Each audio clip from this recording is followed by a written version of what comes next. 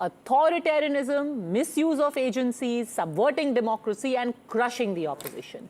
In fact, earlier when Congress MP Praveen Chakravarti, Rajya Sabha MP, was asked about his alliance in Tamil Nadu being accused of horse trading by the DMK, he said this is not horse trading at all. This is horse racing. This is about MLAs resigning and joining another party on their own. So this is not horse trading. I will tell you what is horse trading. Horse trading is when the DMK, former minister of DMK and the current MLA is reportedly offering money to TVK MLAs to get them to vote against their own government. That is horse trading. This, when MLAs are leaving on their own, for whatever reasons, that is not horse trading.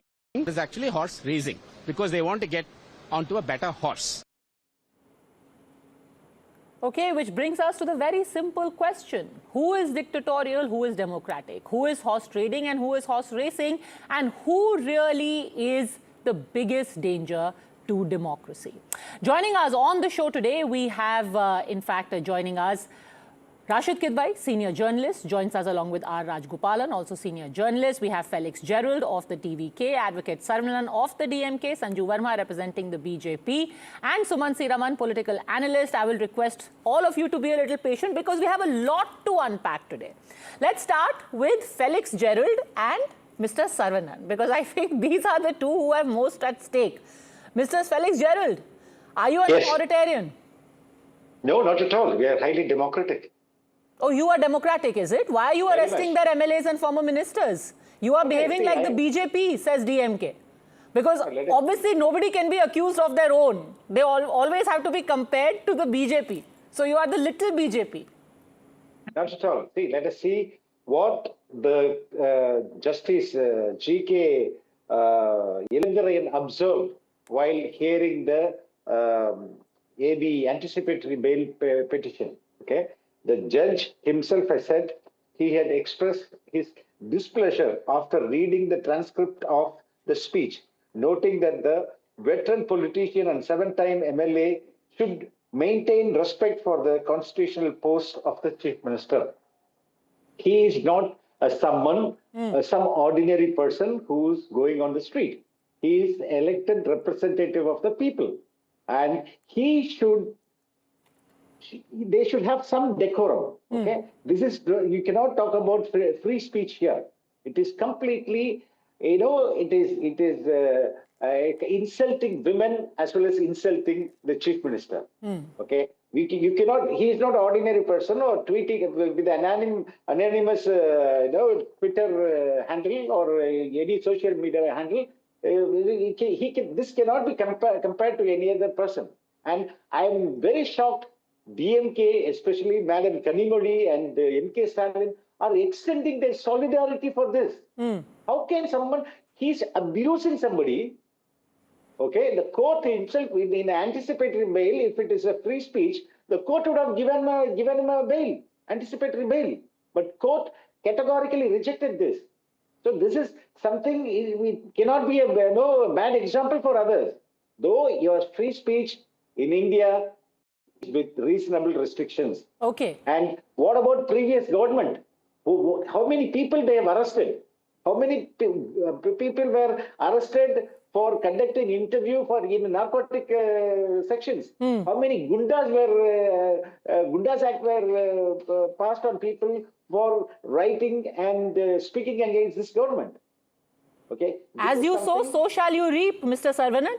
And a lot of people, by the way, even from the BJP, very touchingly, the BJP is also supporting the actions of the TVK Congress government. They are all saying, remember what you used to do.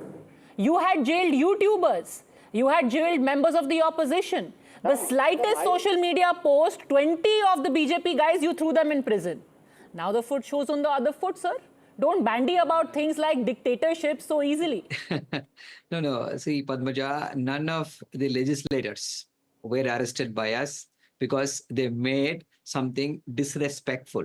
If you look at the judgment of the Madras High Court, it says Oh, the chief minister, you have to respect him. The respect does not come for the post. The respect comes from within. So let's take the contrary. Okay, you disrespect somebody, so you have the right to arrest them. Is this what democracy is? Not at all. Democracy? Weren't your party members accused of going and dumping fecal matter in the house of a YouTuber? No, not Did as- you not pick as- up a guy not called as. Maridas and put him in jail in 2021? Yeah, and to not- the best of my memory, there was also this person called Kalyan Raman, right, from the BJP, who because of his social media posts you put in jail along with 10 other people? No, not because they made defamatory statements. Not because That's they made exactly what your MLA is disrespectful accused of as well. No, just a minute. Don't get excited. Just a minute. See, and they were all arrested because they were peddling fake news. They were trying to promote enmity between the two communities. They were trying to do something else more than that, not for defamatory content. We have never done that. So there is a difference. And our Mr. Anita Radhakrishnan... That is what everyone says when they are in opposition, sir. Just When a in moment, government, they just a sing a moment. different tune. Just a moment. Mark my words, when Felix Gerald will be in the opposition, he will say exactly the same things. No. About Let me arresting finish. Anita Radhakrishnan. You don't know what I'm going to speak. Yeah. So Mr. Anita Radhakrishnan has made it very clear that he was offered money. They pressured, the TVK government pressured him to join the TVK party because in those areas there is no representation. The TVK is not strong. So that is why he refused those overtures. That is the reason he has been arrested. He is making those statements. This is one aspect. The other thing is, this government is totally incompetent. Day in and day out, people are murdered. Yesterday, a 5-year-old's head was beheaded. His father was done to death. Today, again, a girl's body was found in a well. To deflect, they came to power on the plank of law and order. Now the law and order has gone. That is the reason. Okay, you are only engaging in anarchy and tyranny, Felix Gerald. Only interested in this kind of lowbrow politics. No, And Anita Radhakrishnan is saying that the police kept asking him during questioning, switch over to TVK, switch over to TVK. Yes. Police offered Yes. him money. I will tell you, madam, I take my life as a story. I was arrested and I was in Trichy prison for 90 days for conducting one interview. For the same interview, they arrested me for the one interview. There was 20 FIR for me. I was taken to various places in the name of investigation and custody. For one small interview. Okay, that is the plight of DMK. Today, this Mr. Anita Radhakrishnan should have some common sense. How can a police force him to resign? Well, he could have told the same thing to the magistrate. Okay, why he is shouting to the media? And today, police investigated 180 crores was very ready to pay to the TVK MLAs. Okay, what is Mr. Saravanan is saying is rubbish. How can somebody the police can threat Anita Radhakrishnan in the police station to resign his? The police will have some kind of don't they know that he will go and tell this to the magistrate tomorrow? This is nonsense because they cannot see. I'll tell you one more thing also. Insulting women is in the DNA of DMK. Take it from Shivaji Krishnamurti. Take it from Udayanidhi Stalin. Take it from MK Stalin. At one point, so many times they have insulted women. That is there.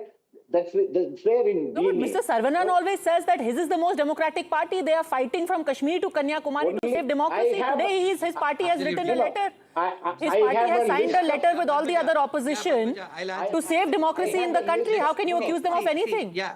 I have a list of people arrested during DMK period. Okay, it's ADMK, BJP, independent journalists like me, Sauk Shankar, Varahi, Gundas Act. Gundas Act were passed on those people. Today again. Marijuana, narcotics. Okay, they have no right to talk about free speech. Little rich, don't no, know then, the Mr. real meaning Saravanan, of free that speech. you are calling for democracy to be restored at the center? No. See, the only aspect, the thing which has to be put in perspective is this. Who is the party which is running short of majority? It is the TVK party. Where Who is the does not question have of the majority majority? here? Even now, the reason for all these things is that their leader, the chief minister, Mr. Vijay, is not able to digest the fact that he has not got the required number of MLAs. He has rued that. He rued that in Trichy. He said, you could have given me some more seats. No, the people have decided not to give him the seats. This is what it is. So, and he is not able to sleep or digest the fact that it is the allies of the DMK. It is with the tacit support, indirect support of the DMK that the TVK government is running. And day in and day out, he is being reminded of that, and he is not able to run this coalition government. You know, So it's that almost as if frustration Suman is C. Raman, coming and let's out. bring Suman C. Raman and Sanju Verma into the conversation now. It's almost like we're living in two parallel worlds. Here you've got the Congress in partnership with the TVK, who is en masse arresting people, throwing them in jail, allegedly bribing people, running a washing machine, according to Kanimodi. And then they are also writing letters with the Congress. Congress and DMK at the center are writing letters saying agencies are being misused. What is this parallel reality?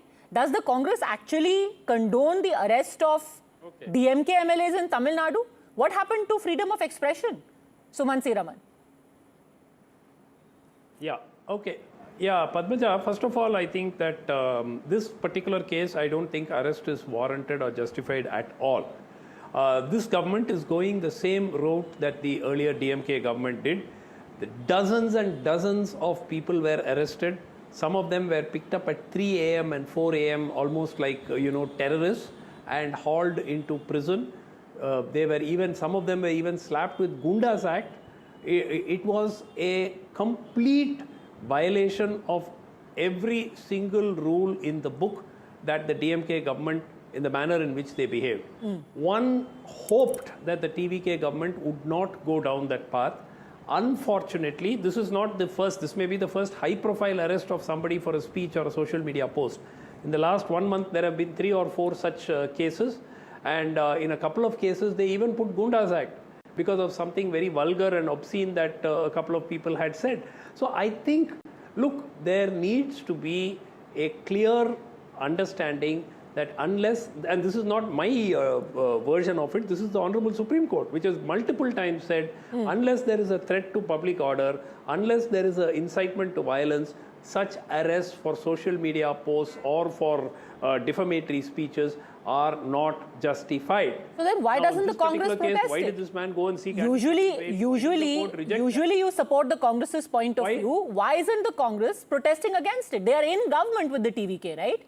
If this is unnecessary, if this is an overreach, the Congress should stand up to it. In fact, even when there are allegations of so-called horse trading, it is being outright justified by the Congress. Padmaja, yeah.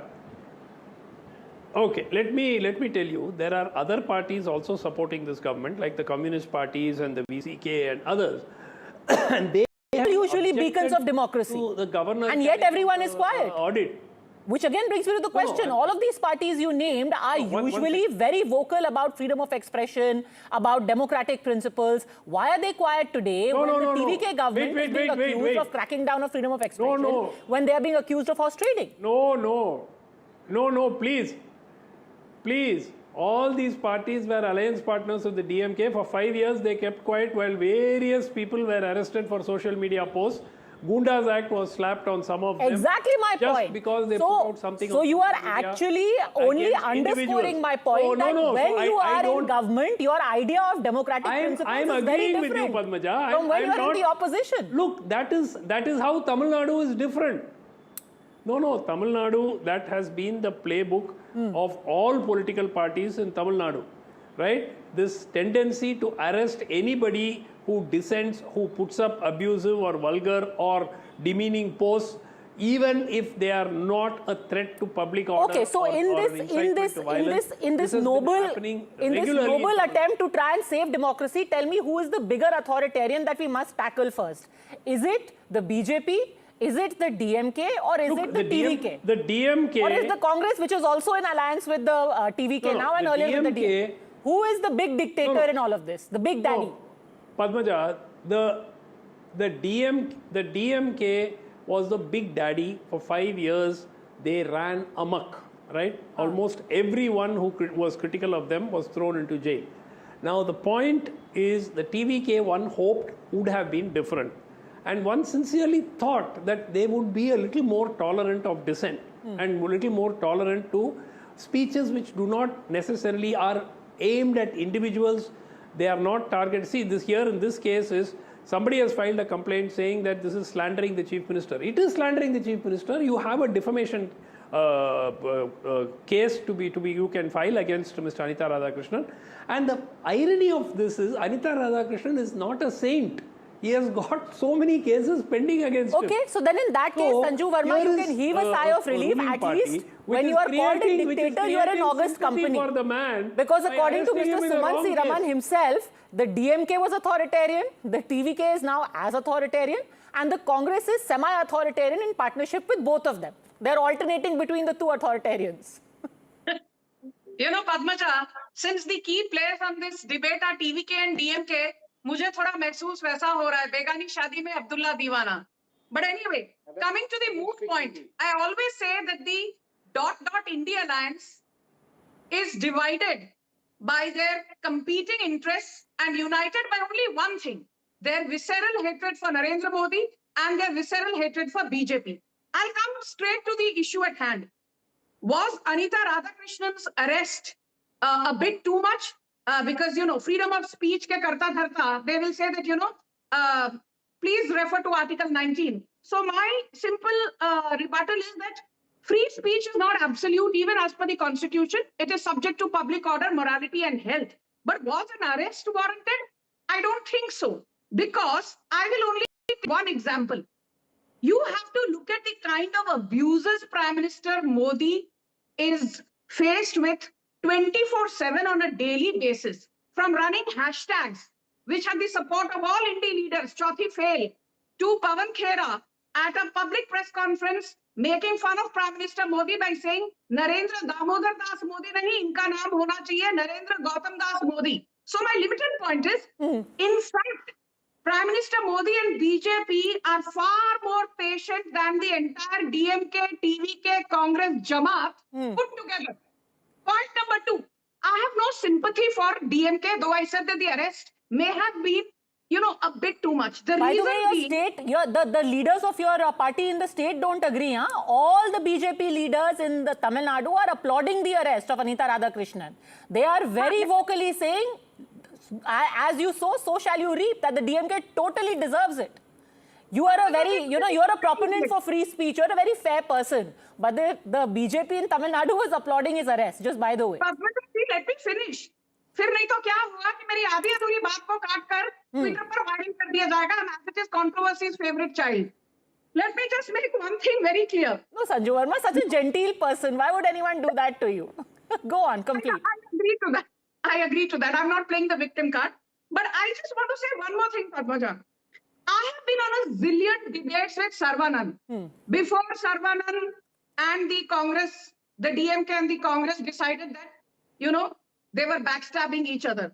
And Sarvanand would agree blindly with anything that the Congress said or the Congress did. Sometimes I would wonder, Sarvanand is a DMK spokesperson or a Congress spokesperson. But let me say this.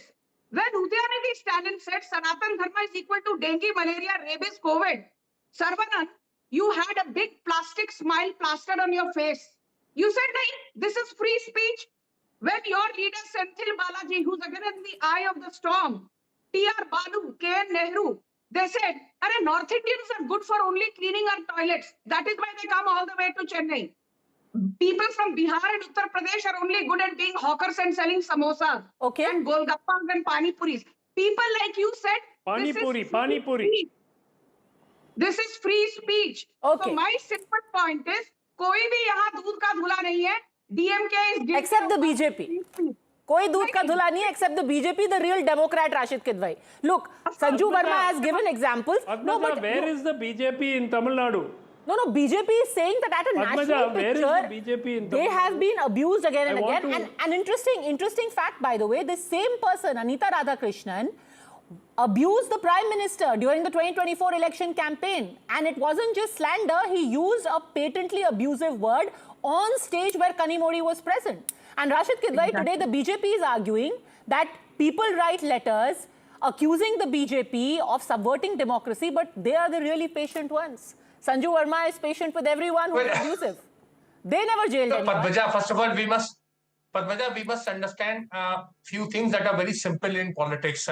Power is intoxicating. Power is poison, as Rahul Gandhi had said at one point of time.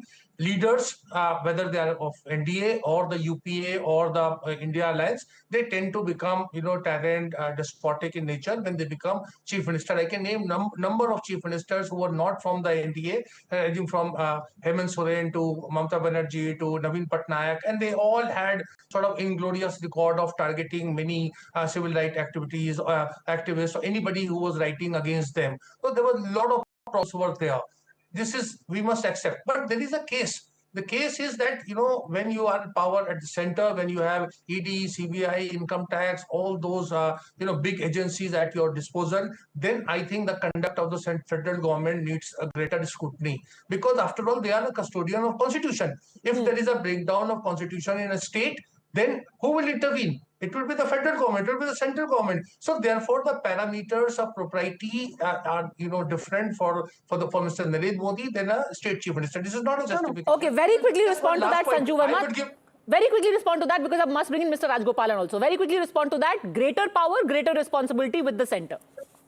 I have great respect for Mr. Rashid Kidwai, but I'm reminded of that famous saying by Tennessee Williams: the only thing worse than a liar is a liar who is also a hypocrite. Mr. Kidwai, on umpteen debates you've said, when Kuldeep Nayyar was arrested or when B.G. Varghese was sacked from Hindustan Times under the incompetent nose of Indira Gandhi, who imposed the draconian emergency, you have actually justified that. But now you're holding Narendra Modi. Never. You are ignorant. You have not read. You're holding Narendra Modi to very high standards. The chapter on emergency. You're doing that. What are you talking? Don't be a hypocrite. You don't know me. Don't be a hypocrite. You don't know me. You don't know me. Kuldeep Nayyar was arrested. आप कहते हैं वाजिबा. Yes, BG you read my book. You read my book. Read my book. 24 Akbar Road. What I have written about emergency. For just a few lyrics against Pandit Nehru, आपने कहा वाजिबा. Balram Sahni was arrested. Devanand was arrested. Sanju, if you want to be lavish with criticism, you go on. But what you are saying is actually incorrect. But to be fair, Sanju Verma generously preceded that. She prefaced that by saying, I greatly respect you. And then she said all the other things. But let me bring in Mr. Rajgopalan. So we're still confused, Mr. Rajgopalan, in this eternal fight to reclaim democracy, to stand up to authoritarianism. Who is the biggest tyrant today in the country? Because everyone is pointing fingers at each other. Somebody is calling Narendra Modi the biggest authoritarian. Somebody is calling Joseph Vijay the biggest authoritarian. Somebody is saying if there was one tyrant, it was MK Stalin. So who is it, Mr. Rajgopalan? It is MK Stalin, because democracy is not in danger. It is DMK is in danger now, because DMK wanted to bring down the government of Mr. Vijay.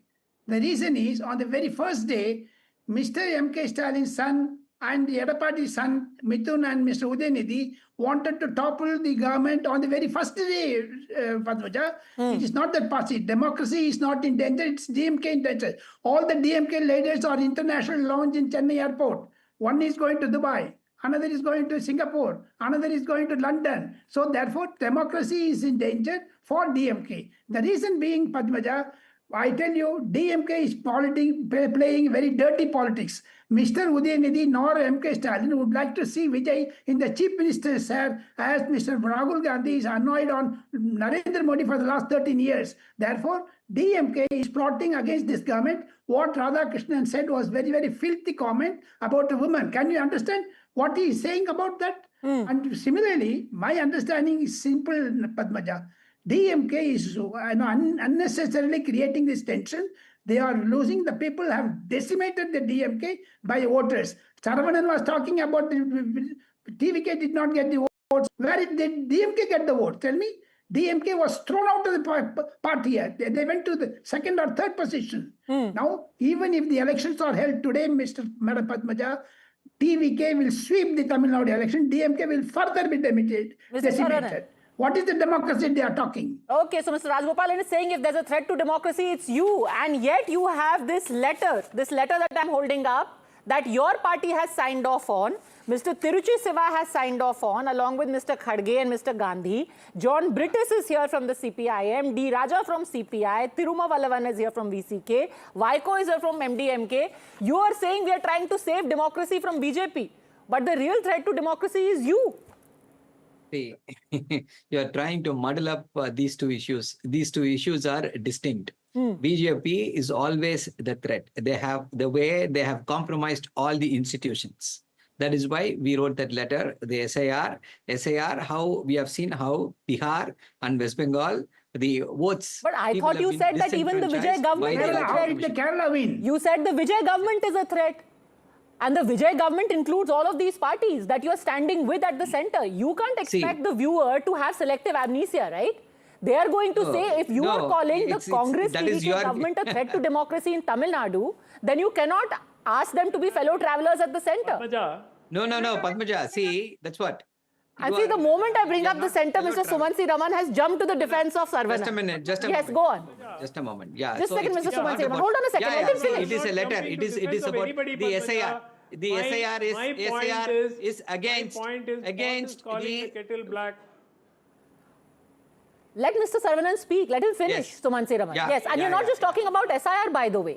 This Yeah, letter it is talks about about SIR. subversion of democracy. How did- What this Yes. letter says In is, Kerala. when Yes. institutions Yes. themselves Kerala, you become tell me. instruments of oppression, carry forward the agenda of the government, then the future of our democracy is fraught with grave consequences. When the Absolutely. judiciary fails to respond, it indicates a complete breakdown of the republic. Absolutely. Democracies turn into anarchies. Today, your leader is talking about a washing machine in Tamil Nadu. Yeah.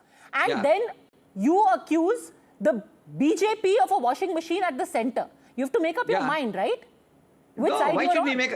No, we are definitely on the side of democracy. We are on the right side. Wherever there is injustice, we will raise the questions. That is what we did. But who When is it came to the perpetrating BJP, that when the injustice? washing Who is the machine villain there. in your story, sir?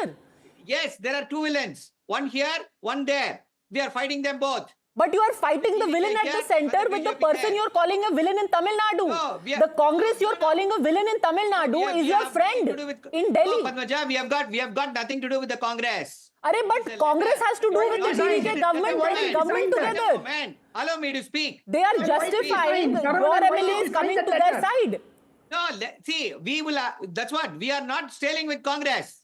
We have signed a letter, which is about the future of our country, which is about the future of our democracy. The future of democracy is given 1,000 cuts in Bihar and in West Bengal by the Election Commission. That is why we opposed it. And in Tamil We will keep Nadu, opposing it. in Tamil Wherever it Nadu, is possible. who's dealing this 1,000 cuts? But TVK, naturally TVK. And not the party they are in alliance with. Yes, alliance. Not the partners. Congress. All of them. Kerala, you Yes. asked Padmaja, All you of asked them. about All of them Kerala. are doing that. All of them are doing that. Whoever is supporting such actions of the TVK, the people of Tamil Nadu are watching. Okay, so you're not saying just going to that run the See, Congress in yes. Tamil Nadu is dealing 1,000 cuts to democracy? People who were Yes, They are doing complicit? it. Absolutely. They are? Then how are you signing a letter with them at the center?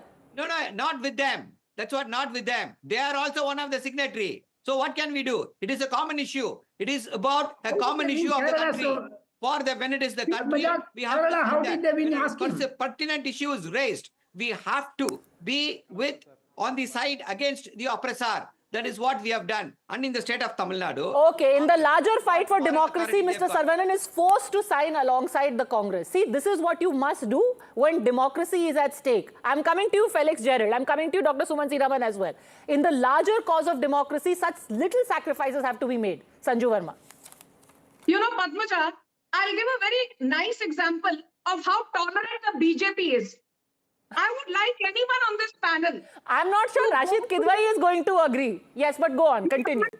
Yeah, I will humbly request everyone on this panel, if they have the time and the patience, go through some of the posts of the social media head of Congress, Supriya Srinath. You will see two words recurringly appearing with great frequency. One is Dorupalli troll and one is Chavanni Chhap. She goes on the timeline of sitting chief ministers from BJP ruled states. She goes on the timeline of cabinet ministers of the Modi government. She calls them Chavanni Chhap. She calls them Dorupalli troll. Kya Supriya Srinath ko arrest kiya gaya hai? I dare. If today Sanju Verma goes and calls DK Shivkumar a Dorupalli troll. I'm sure कि दूसरे दिन यहाँ पर मेरे घर में मुंबई में कर्नाटका से पुलिस आ जाएगी. So let's not talk about probity, propriety, integrity and tolerance because these are words which are alien to the ... alliance. Okay, Now so let one me second. come to the second point. The second point is only this, Padmaja, very quickly. SIR is a legally mandated exercise which has been upheld by the former CJI Sanjeev Khanna and the current CJI Suryakant, saying it is in line with Article 325 and 326 of Okay. the Indian Constitution. So when Saravanan sits on your show and he abuses the SIR process, he's running foul and of contempt of court. So please, Saravanan, will you apologize? SIR is not illegal. It is a legally mandated process. Okay, I don't want this to be derailed and go into the entire SIR debate because that's a much longer, comprehensive and an entirely separate debate. But Rashid Kidwai, you want to quickly respond. Sanju Verma again making the point, look, we have always reacted with tolerance and yet unfairly been accused of being dictatorial. Thank you for these small mercies. Of course, not only Supriya Srinath, everybody could have been arrested. Look at the kind of, you see that civility in public life is not a one-way street. And we have seen, and it's highly condemnable, the kind of things that have been said about Prime Minister Narendra Modi, the kind of things that have been said about the BJP, and the same thing, the kind of thing that have been said about Sonia Gandhi, Rahul Gandhi, and many leaders of opposition. So this is the totally what we are discussing. It's like this, Padmaja. If you ask me, who was the greatest humanist between Adolf Hitler, Joseph Stalin, and Winston Churchill? So I will give an answer as per relative term. Maybe I will say that Mr. Churchill. So that is a kind of thing that is there. You see, the rulers are ruthless. Power is poison. Power is intoxicating. They are different. Oh my different God. for different people. Did you just compare What is so Mr. Modi, objectionable about it? Vijay Joseph and Mr. Stalin to No, I Stalin said Joseph and Stalin. Hitler? I didn't say Vijay. Mr. Kidwai was trying to I take just said caution that that if Padmaja asked me that who was the greatest humanist Mr. among the Kidwai, three. please, for a change, be honest. Mr. Kidwai, for a change, be honest. Don't support the Congress blindly all the time. You think Rahul Gandhi is No, the next never. best thing after Brown No, bread? never. You No, think never. Rahul You read Gandhi my is the next article best today thing about after Brown Punjab. bread? I've never seen you criticize Today about Rahul Punjab. Gandhi. In the same Sonia Gandhi NDTV called portal, Narendra Modi Saudagar. you read Shankar Iyer read called my account of how Sitaram Gandhi Keshri was Narendra. treated. See, Has Sanju, you're not a book reader, so admit it. No, but then Rashid Kidwai, it's fine. If you're saying that in power all of these leaders are authoritarians, not just authoritative, but they're authoritarians, then what does it say about the Congress, which is okay being bedfellows with people like the DMK, with people like Mr. Stalin or people like Mr. Joseph Vijay, and then still talk about saving democracy? Yes, we are agreeing that they have been authoritarian when they were in government. Then why does the Congress do business with them in states and then at the center accuse others of subverting democracy? So, Padmaja, politicians are also a bundle of contradictions and they have this kind of alliances. I don't want to go back to BJP alliance with PDP, but these things happen. All the turncoats, the people that the Trinamool MPs who the BJP said that they were anti-national, they were fomenting communal trouble. They all are part of NDA. Don't It's peddle fine. truths. I have no problem with that. It happens in Name the politics. board after Donald Trump. Okay, fair point. If we are accepting that at the end of the day, nobody can afford to take the moral high ground and claim to be, the flag bearers of democracy or some kind of, moral values, then it's fine. In politics, everyone has to make concessions. But let me bring back Felix Gerald, because now it seems that, you are fellow travelers, like Rashid Kidwai said, it's only a question of degrees. All of the politicians, including your leader, are authoritarian or tyrannical in the words of Kanimodi. It's just a difference of degrees. No, the problem is today DMK has completely become a dust in Tamil Nadu. Okay, they want to ensure their existence. Your leader is defeated in his own constituency. Imagine a 70-year-old party. The leader of DMK, MK Stalin, got defeated in his own constituency. They were not able to digest the failure. They're not able to, there is no future for them. The future looks very dark for them. But that's not what they're So saying. They're saying their future is bright. You are busy decimating them, Mr. Felix Gerald. They have gone that totally you are using insane. underhand means to decimate them. That you are bribing and buying and browbeating them. I will tell you. Today, they have allotted 180 crores to buy 10 to 15 TVK MLAs. This never happened.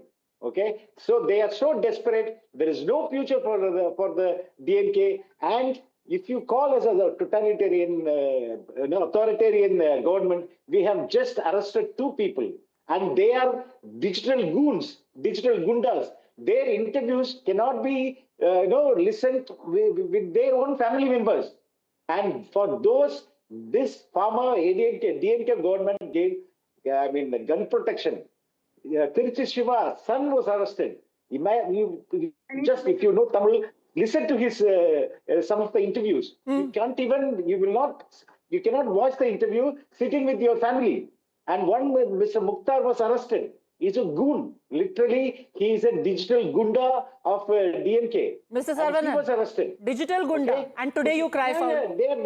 They gave up. We are here on the issue of Mr. Anita Radhakrishnan. What has he done? Don't you? You are in politics. You should have a thick skin. If you have a thin skin, you should not be in politics. People will attack you, whether in good taste or in bad taste. No, I'm sorry. It doesn't work like that. You can't say people will attack you in bad taste. That is why you have provisions in law for defamation. Just a moment. That's what, Padmaja, don't jump the gun. There is a difference between bad taste and criminally you attacking somebody else. That's what the Supreme, what did the High Court judge say? Sir, you put Gundas Act on your political opponents. Anita, I'm talking about Mr. Anita Radhakrishnan. What are you talking about? Exactly. I am talking about the political opponents that you jailed. You booked Felix Gerald. What they did. No, I mean, he's a living example. He's sitting right here that today when you talk about democratic values, you talk about freedom of expression, you talk about having a thick skin, you booked Felix Gerald. Just a moment, Padmaja. Just a moment. See, there are any number of complaints. More than 20 complaints we have given. All the TVK workers who are abused in a worst possible way against our leaders. What action did they take? No action. No action. And there are, again, complaints against 2 ministers. One for under the POXO Act and one for abusing a substance, white powdery substance. But no action. Nothing at all. And suddenly somebody says something disrespectful. You go arrest him and make a big spectacle out of it. I'm saying law and order issues are there. People are worried. Young girl children are worried to come out on the streets. Today there was a girl's body found in a well. This is not the state of Tamil Nadu. The girl children are afraid to come out. And here they are speaking about 180 crores. Ask him the proof. Okay, from talking about who is misusing the law to who is misusing wealth and money power, who is using money power and who is the real washing machine. Very interesting conundrum, and I want to bring in Sanju Verma and Mr. Rajgopalan on this. Take a look at this. So interesting. In the last 24 hours, we had 2 people talking about washing machine. First, it was Pawan Kheda, who was referring to what is happening in Maharashtra and essentially calling the BJP a washing machine. He said court-certified washing machine. But on the other hand, his party is in government along with TVK in Tamil Nadu, and the DMK is using the same epithet for him. No matter how corrupt the stain, the only soap that washes, bleaches and irons it out is Sobha Shakti. Kanimori says, I heard the washing machine of the kind the BJP used to employ in the north has now arrived in Tamil Nadu as well. So we still haven't been able to settle the question of who is the real dictator, Mr. Rajgopalan. Now we also have to understand who is really running the washing machine, Congress-DMK or the BJP? Padmaja, my simple answer is DMK is the real washing machine because DMK, when it was in power, it ruled with 8 ADMK ministers. That is not washing machine. Sendil Balaji was a washing machine and Mr. M.K. Stalin accommodated.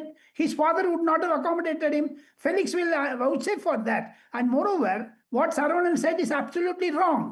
There are 300 persons arrested during DMK rule. BJP leaders, S.G. Surya, and moreover the others, Gopinath, all YouTubers have been arrested. There is a democracy in danger during DMK rule. Okay, They you have really done want to... that. That is why they have been thrown out of the party. What this Felix says is absolutely correct. DMK is decimated in Tamil Nadu. They cannot come to power. Okay. That is why the jealousy of Mr. Stalin and Udinith Stalin to see Mr. Vijay in power, that is why they are all blabbering like that. All right, of them so are in a leaving abroad. circle, everyone pointing fingers at each other. But if you really want any answers, at least you, Mr. Saravanan, will have the privilege of sitting next to the Congress in the coming parliament session. Maybe you can get some answers from them on who is the real washing machine and who is really the biggest authoritarian. Last 30 seconds only, Sanju Verma, I'm out of time. Last 30 seconds, yes. I just want to say this. The Congress won Amethi 14 out of 17 times, won Raebareli 17 out of 19 times. BJP ने कभी ये नहीं कहा कि election commission चोर है. The Congress ruled Madhya Pradesh for 43 years. It ruled Bihar for 37 years. It ruled Gujarat for 18 years. It ruled Uttar Pradesh for more than 25 years. But the BJP never delegitimized institutions. When the Congress wins Karnataka, sab changa si. When the Congress wins Telangana, sab changa si. When the Congress wins Himachal Pradesh, sab changa si. When the Congress loses Uttar Pradesh, democracy khatre mein hai. When the Congress is decimated in Maharashtra, democracy khatre mein hai. When the Congress fails to win Haryana, despite being the favorite, democracy khatre mein hai. Matlab meetha meetha gap gap, kadwa kadwa thu thu. Ye hai Congress ki ideology. People can see through the charade of Rahul Gandhi. People can see through the charade of the dot alliance, which has spared no effort to delegitimize. Forget ED, CBI. The Election Commission is a constitutional body. But the Congress does not believe in due process of law. And all right. Okay. I think 2005, Naveen Chawla was appointed CEC with Sonia Gandhi. Okay, we are completely out of time, but I think Sanju Verma, at the end of the day, the moral of the story is that everyone else is authoritarian when in power. When in opposition, they are crying foul, except the BJP, which has always been a beacon of freedom of expression and democracy and secular values. Thanks very much, Sanju Verma, for joining us along with all the other gentlemen. It will be very interesting to see what happens when the monsoon session of Parliament starts. Moving on to a story that's literally fueling political fires in Delhi.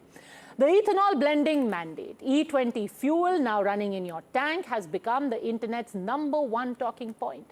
The day began with Aam Aadmi Party chief Arvind Kejriwal attacking the union government, citing media reports claiming that the government is only experimenting with the E20 mandate. Those reports, the government says, were factually incorrect and based on selective quoting. But that didn't stop many other leaders from asking, will the centre compensate people for vehicle damage?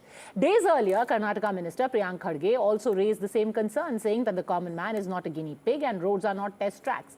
His demand a complete rollback. Taking on the opposition, Union Petroleum Minister Hardeep Singh Puri defended the mandate and even pointed out that ethanol is used even in racing cars where it improves acceleration. It is being done on a global scale. On mileage concerns, he said multiple factors could be at play. On the issue of insurance, he said companies have flagged no concerns.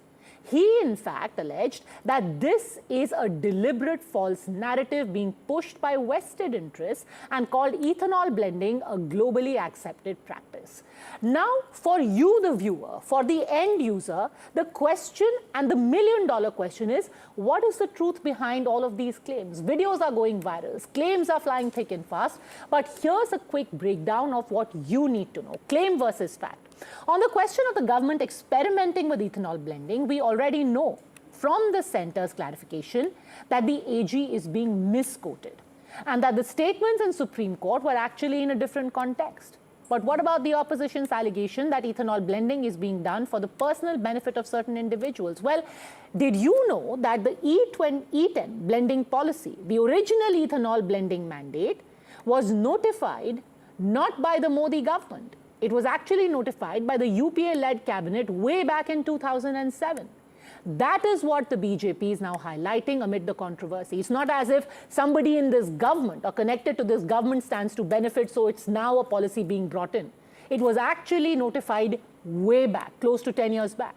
On the allegation that ethanol blending is a BJP idea, the party said that this policy did run a pilot in 2001 under Atal Bihari Vajpayee, but the E5 mandate was first rolled out in 2006. The UPA notified the policy in 2013 with the 2017 E20 target timeline. So much for a rollback call.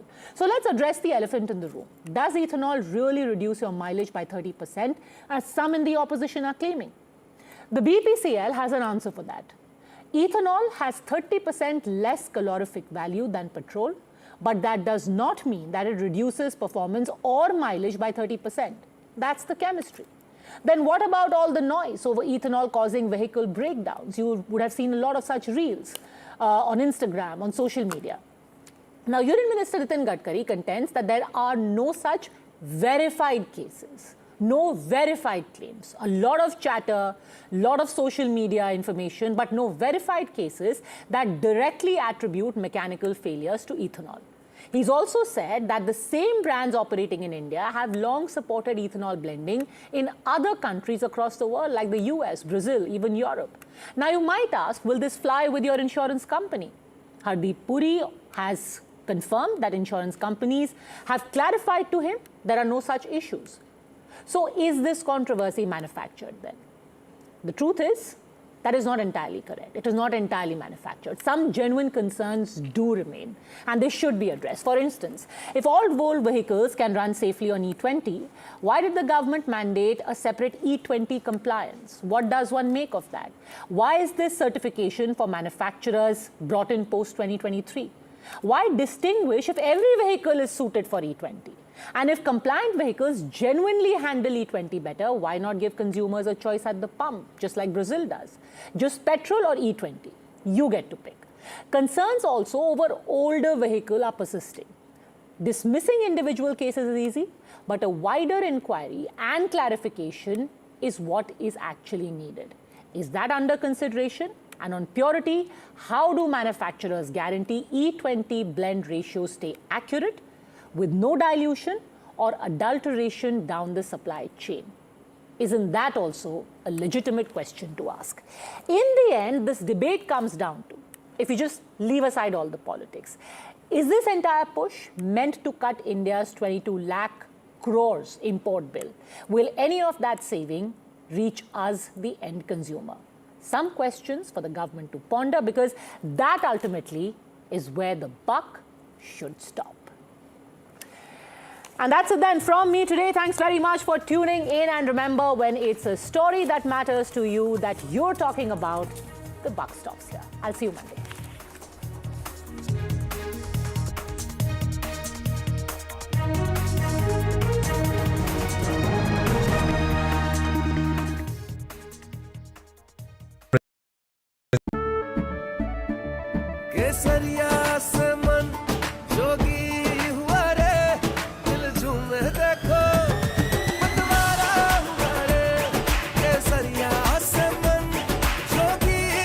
हर पल मनाओ केसरी त्योहार।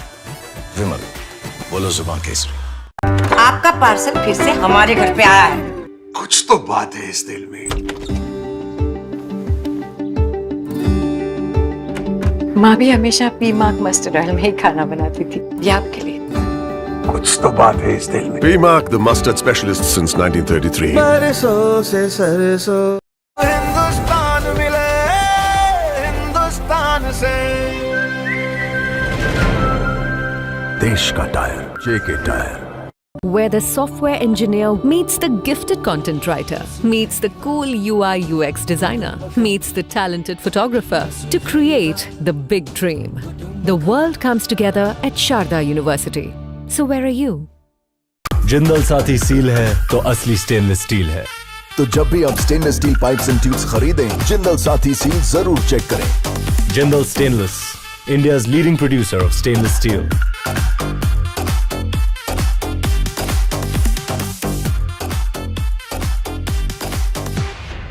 थोड़े में ज्यादा स्वाद, यही तो है इसकी खास बात। वाओ मामा, क्या स्वाद है। अरे मेरे राजा, सबका राजा आरती और मसाला।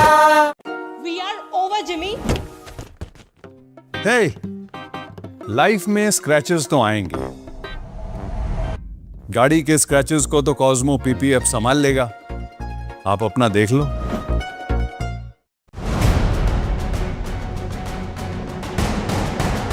literally go from the man on the outside looking in now to the man on the inside looking out. I think that was one of my biggest drivers to become an astronaut. Iron Man, Kokoro, how does that prepare the body for something with no finish line? I would say it prepares the mind more than it prepares the body. I live right next to NDTV in Greater Kailash in New Delhi. What would that young man in India say if he could see you right now? I'll be up there soon with you.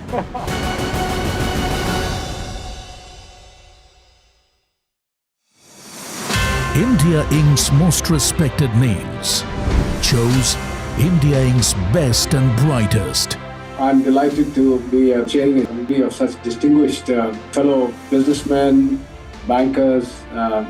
It's just lovely to be back on this NDTV jury. I have been a fan of NDTV for a long time. Many of the nominees are extremely close together in terms of what they've done. I think it's also important that how they are reshaping the industries, commercial activities which they are into. And it's a very judicious mix of people to choose from. My compliments to the team. Who will earn India's top business honors? Find out at the NDTV Profit Business Leadership Awards. Where the software engineer meets the cool UI UX designer, meets the gifted content writer. To create the big dream, the world comes together at Sharda University. So where are you?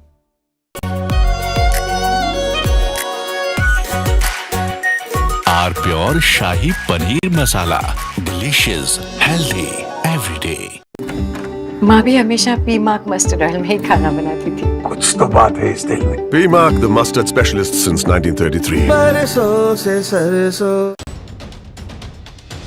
From the newsroom to the studio.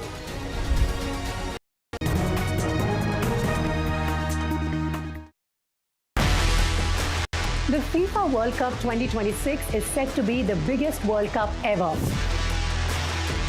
World's biggest football spectacle.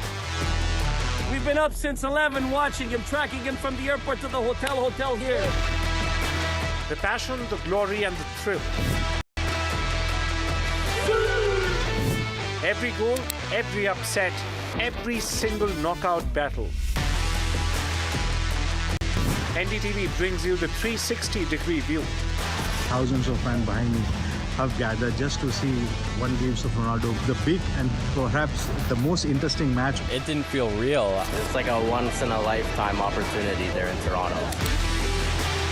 A 360-degree view of the greatest show on earth, only here on NDTV 24/7.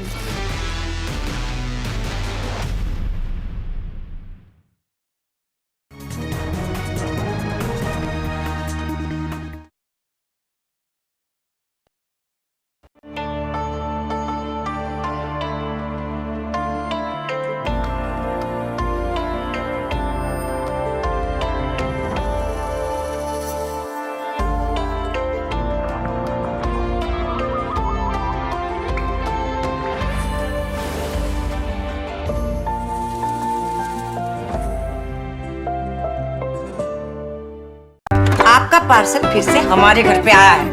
कुछ तो बात है इस दिल में। माँ भी हमेशा पी मार्क मस्टर्ड ऑयल में ही खाना बनाती थी। ये आपके लिए।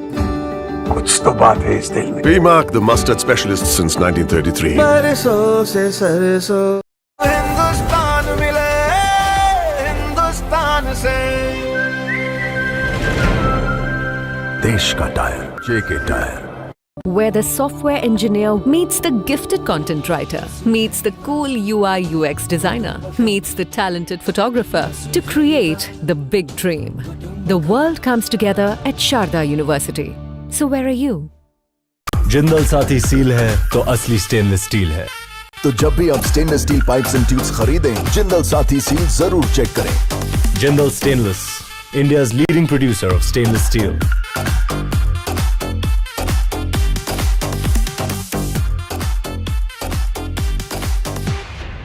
मीठा या नमकीन, चाहे जैसे खाओ, 100% सूजी से बनी आर प्योर वर्मिसेली, स्वादिष्ट, सेहतमंद, हर रोज। We are over, Jimmy. Hey, life में स्क्रैचेस तो आएंगे। गाड़ी के स्क्रैचेस को तो कॉस्मो पीपी अब संभाल लेगा। आप अपना देख लो। NDTV tops the Reuters Institute India Reach Rankings again. Number 1 in offline and online news reach. For the 6th year in a row, audiences continue to choose NDTV across television and digital. NDTV, trusted across every screen. Where the software engineer meets the cool UI UX designer, meets the gifted content writer. To create the big dream, the world comes together at Sharda University. So where are you?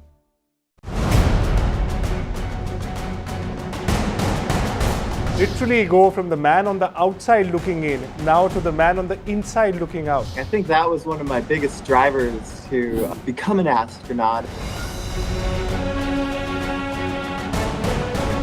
Iron Man, Kokoro, how does that prepare the body for something with no finish line? I would say it prepares the mind more than it prepares the body. I live right next to NDTV in Greater Kailash in New Delhi. What would the young man in India say if he could see you right now? I'll be up there soon with you.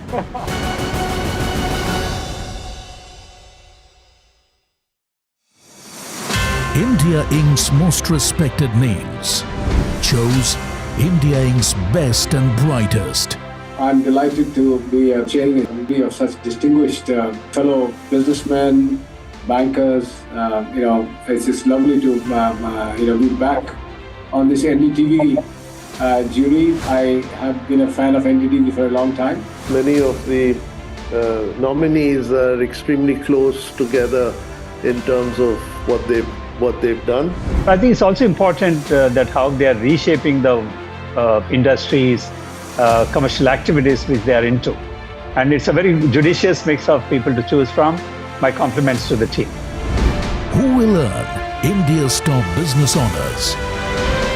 Find out at the NDTV Profit Business Leadership Awards. From the newsroom to the studio, to the thick of political action. Now watching NDTV 24/7, the hope is that beyond this election, this will be one of the major issues. With multiple challengers in the fray, the TMC also has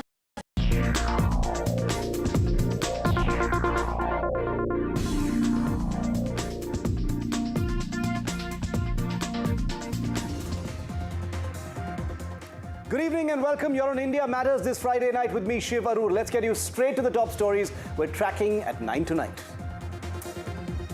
The DMK MLA who remarked that Vijay looked better at home with an actress has now been arrested for allegedly making defamatory remarks against the Chief Minister. The DMK is calling the action authoritarian.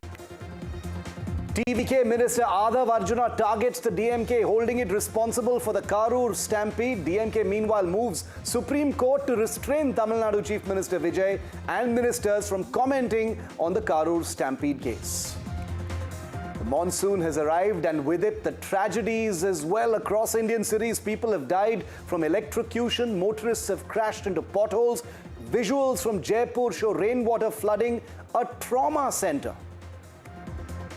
2 daycare workers arrested in Bengaluru after videos showed toddlers being abused at a Capgemini daycare center right there on its campus. This is a big NDTV impact. IT Ministry to summon Meta on the issue of child sexual abuse content on Instagram. This is after reports claiming that Instagram was running ads allegedly promoting child sexual abuse externally. A Pune court remands Sia Goyal and her alleged boyfriend Chetan Chaudhary to 14 days judicial custody in connection with the murder of her fiancé Ketan Agarwal. Both accused to stay behind bars till July the 16th. And coming up on the show tonight, Chief Minister Vijay's honeymoon has ended. Tamil Nadu politics is on the boil, one confrontation after the other. And story number 2 on India Matters: potholes, trees, manholes, wires. Your taxes are pretty much your death sentence. With the monsoon comes tragedy in almost every Indian city. Let's get started with our top story tonight.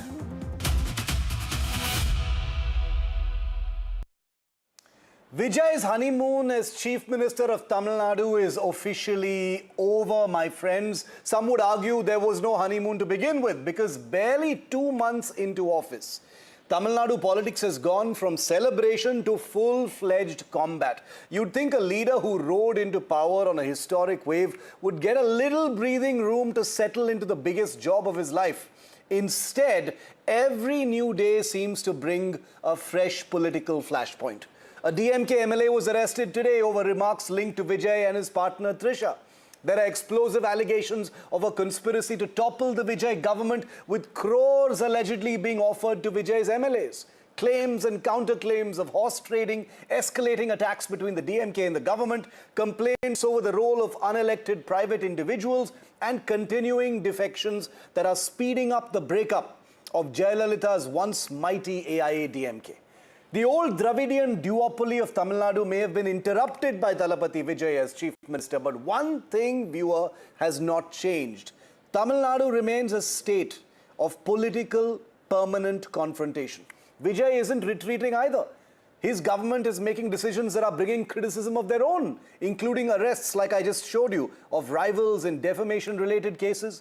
Now, political pinpricks are part of the job, but allegations of attempts to bring down an elected government, relentless political warfare, and a rapidly shifting opposition landscape tells us this is something much, much bigger. Tamil Nadu is politically on the boil. The Vijay government is being forced to stay permanently on its toes, with its knives constantly out, looking over its shoulder. And if the first 2 months are any indication, the heat is only going to rise. And now let me show you just how on the boil Tamil Nadu has been under Chief Minister Vijay for just the first 2 months of this brand new government. Take a look at all of this. 3 held for alleged bid to topple the government, some of them saying they've been offered 35 crores from Vijay's team. DMK MLA mocking Vijay and Trisha. He has been arrested today. This happened. NDTV broke it first. Political fight over the Karur stampede is continuing. The DMK is continuing to apply a great deal of pressure. The TVK is alleging a DMK bid to bring that up. Governor versus the government, that has also heated up right now. Governor says restore Vaigai River. TVK says governor has no authority on this aspect. Then you've got the TASMAC and the welfare debate. Very, very emotive debate. It's something that Vijay had made as a first announcement when he became the Chief Minister, facing criticism over liquor policy. Then you've got ex-AIA-DMK leaders now in the TVK, induction of former AIA-DMK leaders. Lots of horse trading criticism is coming Vijay's way. The Mekedatu Dam showdown. Tamil Nadu Assembly's unanimous stand has escalated against Karnataka. That's also keeping the TVK government on its row. The Deepam Rao is also escalating once again. People thought that had been done and dusted. The TVK government has approached the Supreme Court against the High Court order on that front. YouTubers arrest. Remember just a few weeks ago, arrest over anti-TVK posts igniting a whole free speech debate. Even the arrest of a DMK MLA, some would argue, brings that up once again. And then cinema meeting governors. Vijay's films, songs at official government event. And I have only scratched the surface. There are many more flashpoints and controversies that appear to be raising the and keeping Tamil Nadu politics on the boil. So is this an era of permanent confrontation beginning once again in the state of Tamil Nadu? Let's debate tonight on India Matters. Joining me live, Advocate Satya Kumar, spokesperson of Vijay's TVK, the ruling party of Tamil Nadu. Kasturi Shankar of the BJP will be with us in just a moment. Harish Mohammad Ibrahim, political analyst. He supports the DMK in this conversation. And Venkatesh Ramaraj is spokesperson of the Congress party, which is part of the Tamil Nadu government. Welcome to all of you and thank you for your time tonight here. Satya Kumar, to you first.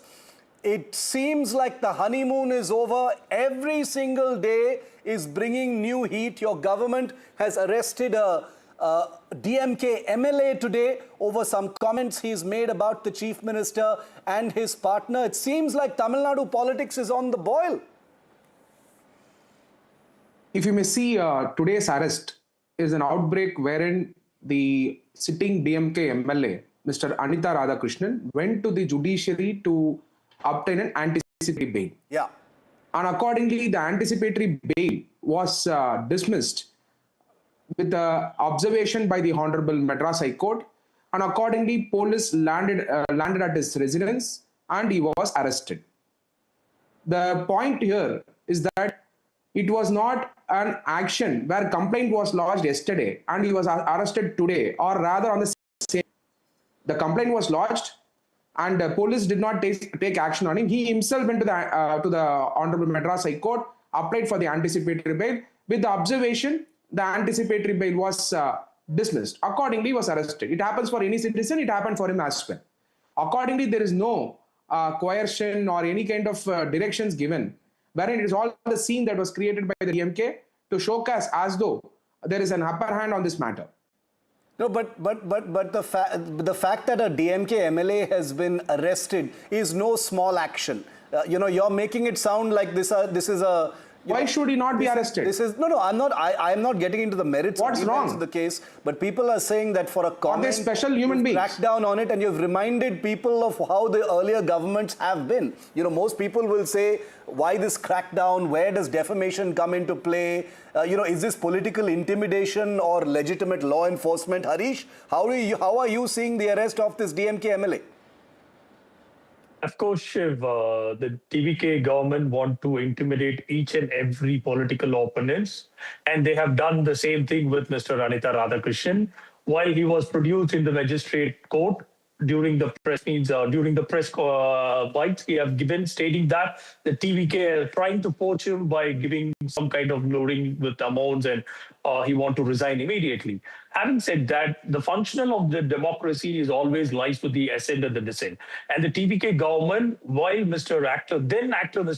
They have used his PR mafia to ruin each and every actress or the actor who was then his opponent. And the same thing the PR mafia is doing with the political opponent as well, by doing so with whatever the tactics. By coming to the merits of the case, if the TVK government has to lie with the same yardstick, then each and every TVK members across the social media, across the political diaspora should be behind the bars. If that has to be taken into accordance, Madam Jayalalitha is the first and foremost CM across India to file against defamation cases across all the news agencies and all the political opponents while she was in power. But anywhere the arrest has been happened, no. Each and every defamatory case shouldn't gone to this kind of level. This is a pure political vendetta and it's a political intimidation. No, because the DMK will take its own cognizance. I will be the first to say, sorry for interrupting, I will be the first to say that many unsavory things have been said about the Chief Minister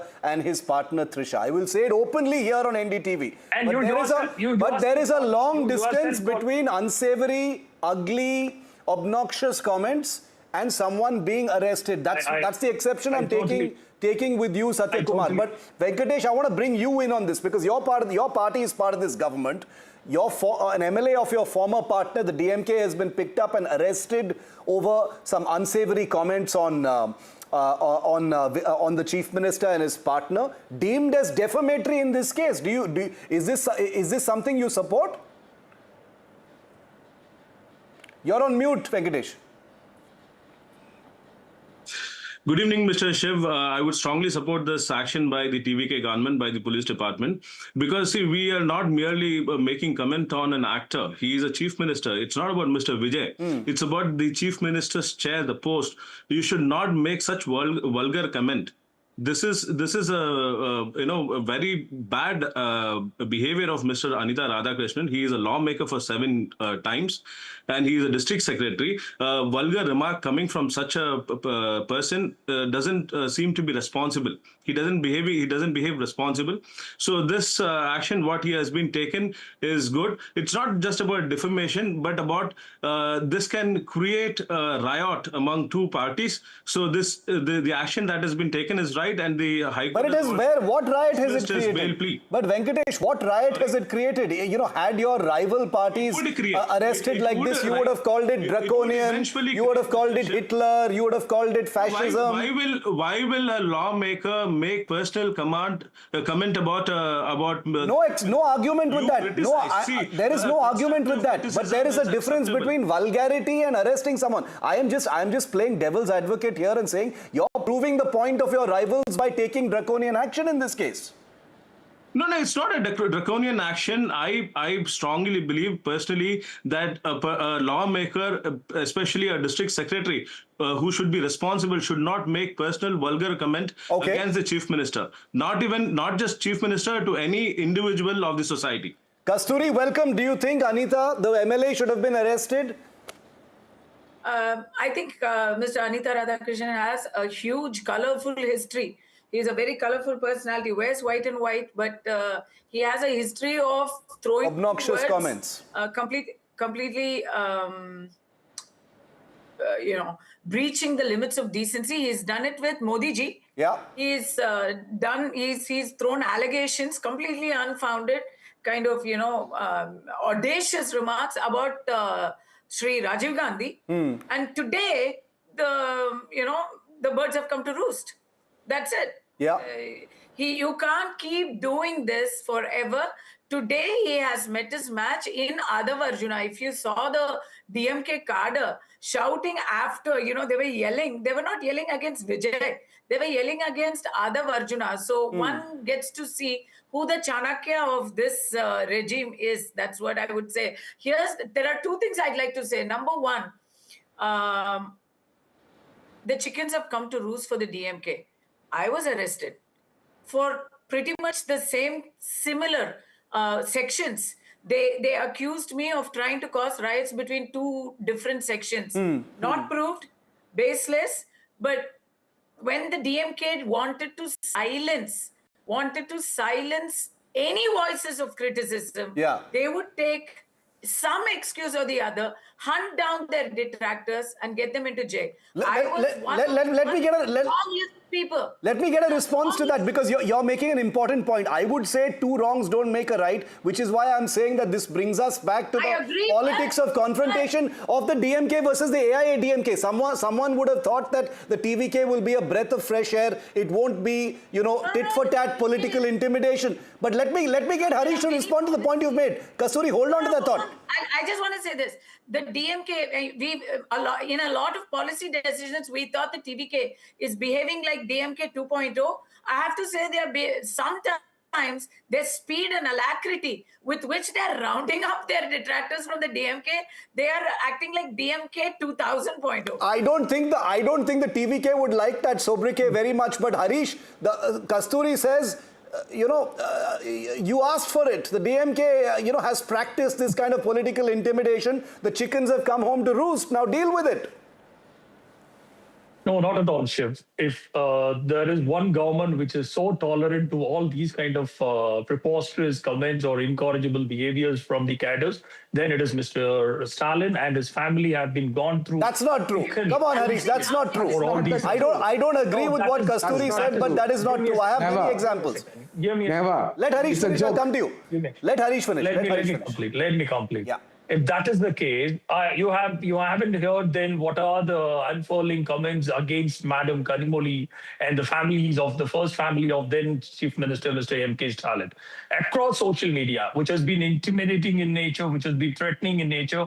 But the government has withstood all those comments and take a pinch of salt. Wherever it has to act with the utmost responsibility, it has acted. But having said that, whether these kind of defamatory remarks should be uncalled for, yes, of course it is uncalled for and it is unwarranted, which is way beyond the belt. Okay. I don't deny that. But having said that, whether these defamatory comments should go on to the limits of arresting someone who's a sitting MLA, no. The TVK MLA who's One second. The TVK MLAs, which is nearby Mr. Anita Radhakrishnan constituency, where a women TVK functionary has been crying for almost 2 to 3 weeks now where the TVK MLA, Mr. Sharmanan, got arrested. Satyakumar, accused. Okay, let Satyakumar answer that. Let Satyakumar answer that because he's smiling and he disagrees with you. One second. Yeah. One second, Chief. These are the serious, heinous crimes where the governance and the governance should act upon, not with the defamatory cases which can wait for long. Right? No, but that's 50 days. But the point there are is serious kinds of allegations, but the government doesn't act at all. That brings a huge hypocrisy. Satyakumar, that these are, you're teaching the DMK a lesson by these arrests is what the insinuation is. Oh, but God. this is petty and this is vindictive. This is vindictive politics is the insinuation.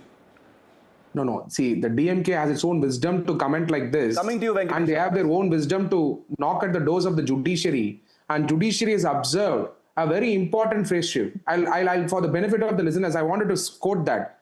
The Lordship has said, being a member of the Legislative Assembly, what kind of speech you have spoken, ? Whoever it may be, you have to respect the CM. This is what the court has said. Yeah, strong words. They have the wisdom to knock at the doors of the court when they have made this comment. Accordingly, the due process of law is set in, wherein moment this anticipatory bail is dismissed, he is arrested. As simple as that. The next day after the complaint, he was not arrested. No, but Satyakumar, you're making it sound very technical. You're making it sound very technical, and you're saying that not technical. That's a fact. That is also not true. Come on. Let's be real about this. Let me put the grass. Look at, for example, in the horse trading case, where Senthil Balaji's brother Ashok Kumar has knocked the doors of the judiciary with an anticipatory bail petition. He is absconded. He is not standing in his home and is filing the anticipatory bail.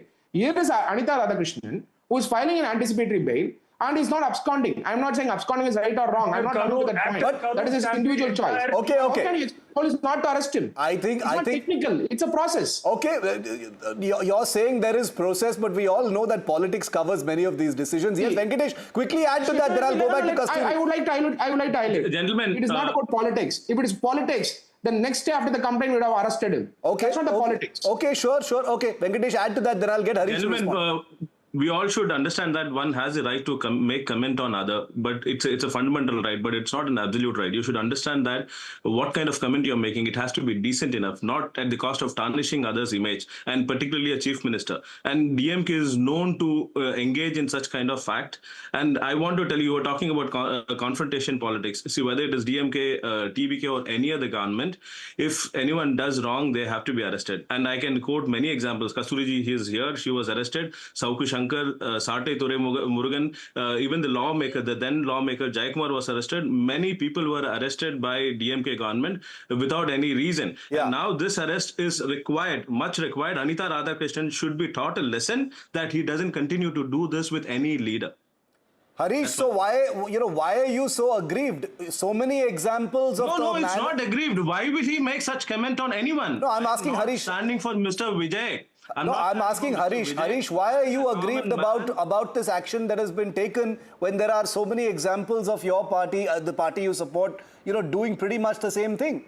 And I don't support either action, by the way. Let me be very clear, Harish. This defamation stuff is a very slippery slope in politics. It is used by every party. Some thought that the TVK would not deploy it so easily, but I think Kasturi has hit the nail on the head when she said the chickens have come home to roost. But Harish, yes. Yeah, as I said, we are not denying the fact it is an uncalled for and it is a below the belt remark, which should be uncalled for. And having said that, if there is one people who have been vanishing or absconding after these kind of intimidation tactics, even after the Karur stampede, the entire TVK functionaries have been absconding for almost 2 to 3 months. But what the mistake the DMK government have done is, at that point of time, they haven't booked the case against Mr. Radhav Arjuna, who has been false, who have been doing all kind of rhetorics after he became the minister as of now. Is leveling upon the charges which has been under the CBI scrutiny, and he is doing all that kind of shitty and uncalled for remarks against the DMK government by then. Whether the DMK government have done the same thing which the TVK government, which is an incompetent government at various stakes as of now. There has been a serious charges against Mr. Pusi Anand yesterday by TVK functionary who was sent on a clerical record with the same high court. Kasturi is balking at your comment. Kasturi, jump in. 1 second. Well, let me Finish. complete. Let me Close your thought. Okay, so I'm going to just talk over him. Let Harish finish. Let Harish finish. Hold on, Mr. Venkatesh. Let Harish finish. Let Harish finish. Let Harish finish. 10 seconds. There has been a complaint filed with the Honorable Madras High Court stating that the TVK administration have been asking for bribery up to 5 to 30 lakhs for a government leader. So these are the charges which has to be acted upon by this government. But whether this government is sleeping for all the 50 days with all the serious allegations and all the crimes against women and children, and they want to go and do all these kind of intimidating tactics. Kasturi is shaking her head. Kasturi is shaking her head. Go ahead, Okay, Kasturi. here goes. I have to say two things. More idioms coming your way. When Mr. Harish speaks of bribery and allegations of corruption in the government, it's literally, for me, it's not even the pot calling the kettle black. It's like the devil preaching to the Pope. It's literally like that. Okay, yeah, I understand and I agree with whatever he says. You know, he says everything, but I think he's saying it to a mirror. I think he's talking to himself, because everybody in Tamil Nadu knows why the DMK even lost power. Because of widespread corruption, because of widespread perpetration. You know, I want to bring notice to the point, you know, the fact that in the DMK government, there were people, there were ministers, sitting ministers who were talking their heads off in such unpleasant ways, such despicable ways. There was a minister who said things like, you know, against religion, against the Hindu religion. He said things like, a call girl will say, आप खड़े हो तो मुझे 5 दे दो, लेटना है तो मुझे 10 दे दो. All obnoxious stuff. That guy was not arrested. There was an entire statewide outrage about it. He was not arrested, and Ms. Kanimori had the gall to say, we have removed him from the party position. So therefore only then one punishment. Excuse me, hold on. There was another minister, hold on a second. Nagendran wasn't arrested. Has gone on Nagendran wasn't saying we have arrested. to eradicate Sanatan, and he is roaming as a free guy. Nothing happened. So when the next government comes and it says a zero tolerance policy on people who shoot their mouth off, it's a new concept. No. So you're saying it's a new rules of engagement. Kasturi, you're basically saying that these are the new rules right now. Anybody who's obnoxious or vulgar. There were 2 journalists. Look, I don't buy this. Bullshit about everybody, and they were roaming with police protection. That's true. That is true. We covered that. Now they're behind bars. Thank God that this one quick point. Harish, quick rebuttal. Harish, quick rebuttal. Venkatesh and Satya are waiting. If Madam Kasturi's points have to be taken, her own state president, Mr. Nagendran, also shouldn't be behind the bars as of now, because he has also made the same command like Mr. Anita Radhakrishnan made against Mr. Vijay and his counterpart. But having said that, these are the defamatory remarks which has to be reprimanded. There is no second thought about it. But going to the extra large mile is always questionable. When you have the serious allegations and serious charges have been leveled against women and child abuse across the state for larger than 50 days as of now. More than that is my only rebuttal for this. No, but there are lots of examples. Yes, Venkatesh, you wanted to come in? Is your government getting enough time to govern with all these daily flashpoints is the question that citizens will be asking. Yes, Venkatesh. I would like to clarify one thing. Mr. Harish was talking about Karur Stampede.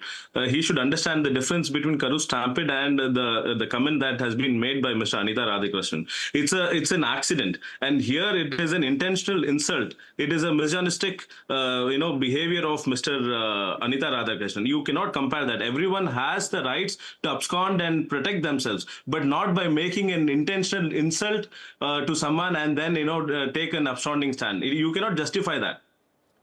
Satya, I want to ask you a question. I was in Chennai in the lead up to government formation. I was there, at the stadium during the swearing in. I remember reporting how MK Stalin had very magnanimously said, I will give this government 100 days. It was a very cryptic comment at that time, basically indicating that, there would be no attacks, no pressure, no barbs, etc. for the first 100 days of your government. And then the opposition would start. It seems like they've not given you any breathing space at all. You're on your toes even before the 60-day mark.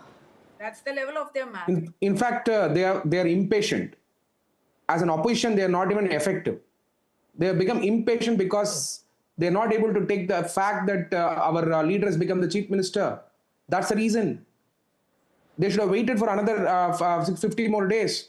But if you see the way they are acting, as though their government was running effectively, look at the scams they got into. Job scams. Let me complete. Shiv, can I complete? Yes, please complete. I did not interrupt when Mr. Harish was speaking. Yeah, Satya has been very patient. Please complete. Right. So look at the scams. Look at the number of Mr. Senthil Balaji is an habitual offender. Look at the number of crimes he is into alleged. Even horse trading, CBI case, which is a transformer case. Then the prevention of money laundering case, he got a bail. In fact, his bail will be cancelled, considering the fact that he should not enter into any other offence. That's what the Section 45 of the Prevention of Money Laundering Act 2002 says. And he has been continuously in offence. His name comes every time. Yeah. And there is a link of evidence. This is a kind of government. And by the way, when he was in the other party, the case was filed by the DMK. And with that case, he came here. In that case only, he got arrested. That's an irony. This is the kind of governance they had. And they had a patience for 5 years. They can't wait for another 50 more days or 6 months to see to that the governance is set in place. It is a pervasive issue. It is a pervasive issue of the previous government that is actually taking a toll on the present government. But with all these daily eruptions, Satya, is the government getting enough time to govern? It seems like the politics is taking all your energy now. We are implementing all the schemes which are beneficial for the people. We are doing it. Every day there is a CMO Tamil Nadu announcement. Okay.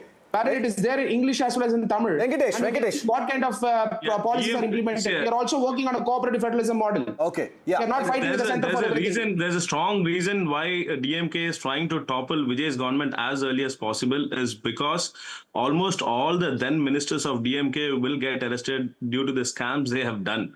One by one, most of them are raided. They're going to be confessed. They'll be proved guilty and they will go behind the bars within 30 to 60 days time. And they started fearing that. And that is the reason why they have been making all this nonsense to topple this government. This is, as a Chennai boy, this is politically familiar to me. All of you guys are going to be arrested when we come to power is a language that Tamil Nadu politics has always been defined by. No, I understand. I'm just being lighthearted, but I understand what you're saying. Harish, quickly, then I'll end with Kasturi.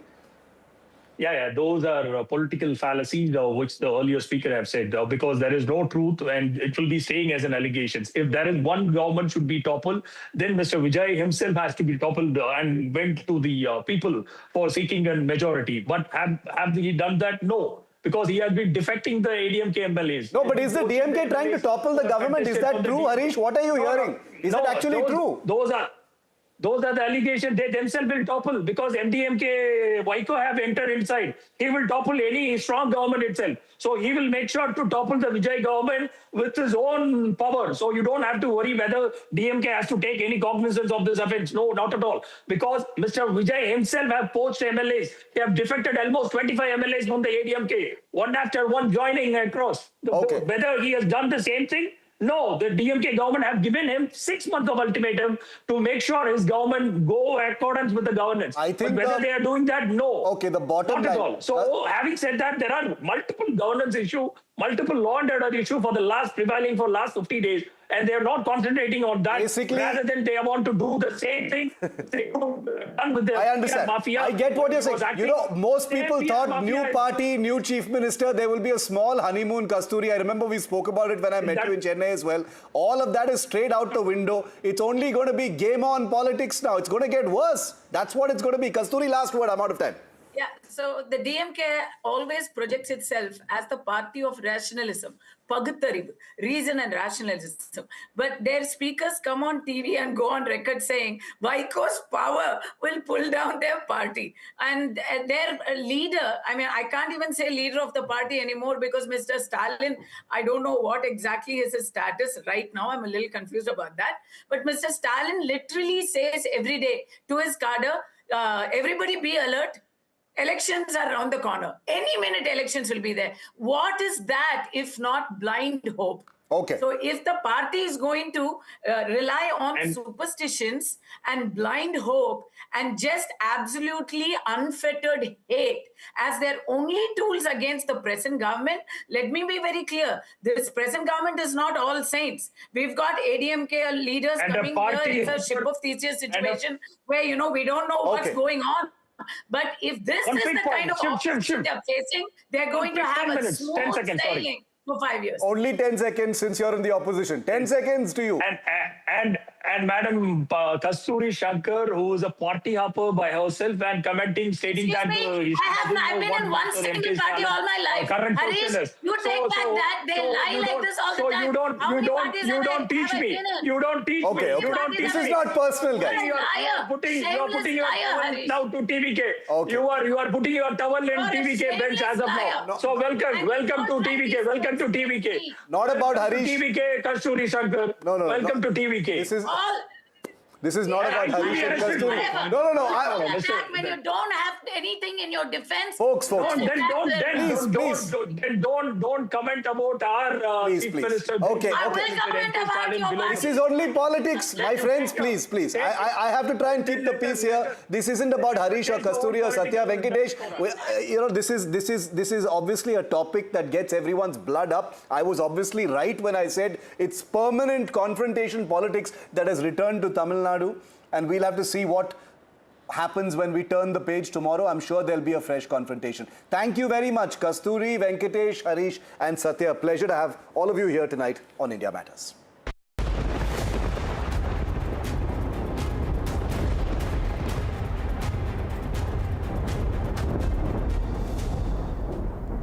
Across Indian cities over the last 2 days, the rains have arrived.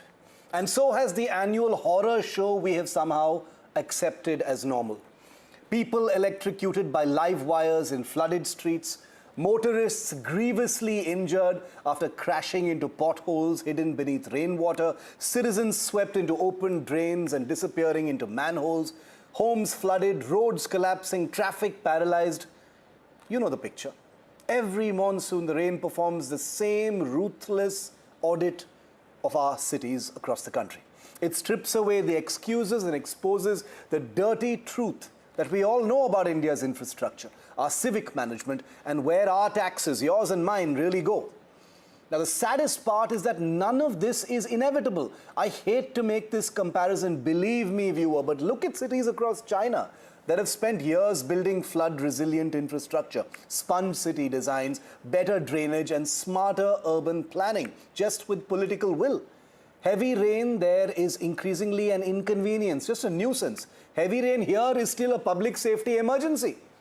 And this is truly tragic for a civilization like ours. Rain has always been celebrated. It is the bringer of relief, prosperity, good cheer, and life. But in India's cities, rain has become a warning siren. It brings fear, not joy. It triggers our survival instinct, not celebration, and is a grim reminder that even after decades of growth and endless tax collection, too many Indian cities still cannot guarantee something as basic as staying alive when the skies finally open up.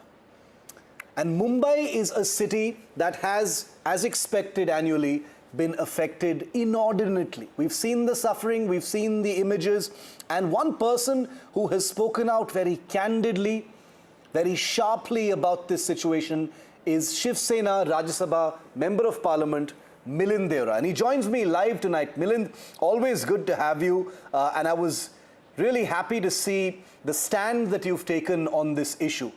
We're not here to talk about the politics. We're here to first establish why we are at this point and what we can do about it. So I want to ask you about, your thoughts when you see these images once again. Multiple people have lost their lives as a result, of the rain mayhem in Mumbai. Milind, welcome. Well, thank you for having me, Shiv. Let me try and elevate the discussion, as you said, beyond politics and try to zoom out a little bit, because I was hearing your opening comments. The fact is that this is a problem that doesn't only happen during the monsoons, but it's a perennial issue which happens across our cities. It could be tier 1 metros, it could be tier 2 cities, it could be tier 3 cities, it could be municipal councils, it could be municipal corporations like Mumbai.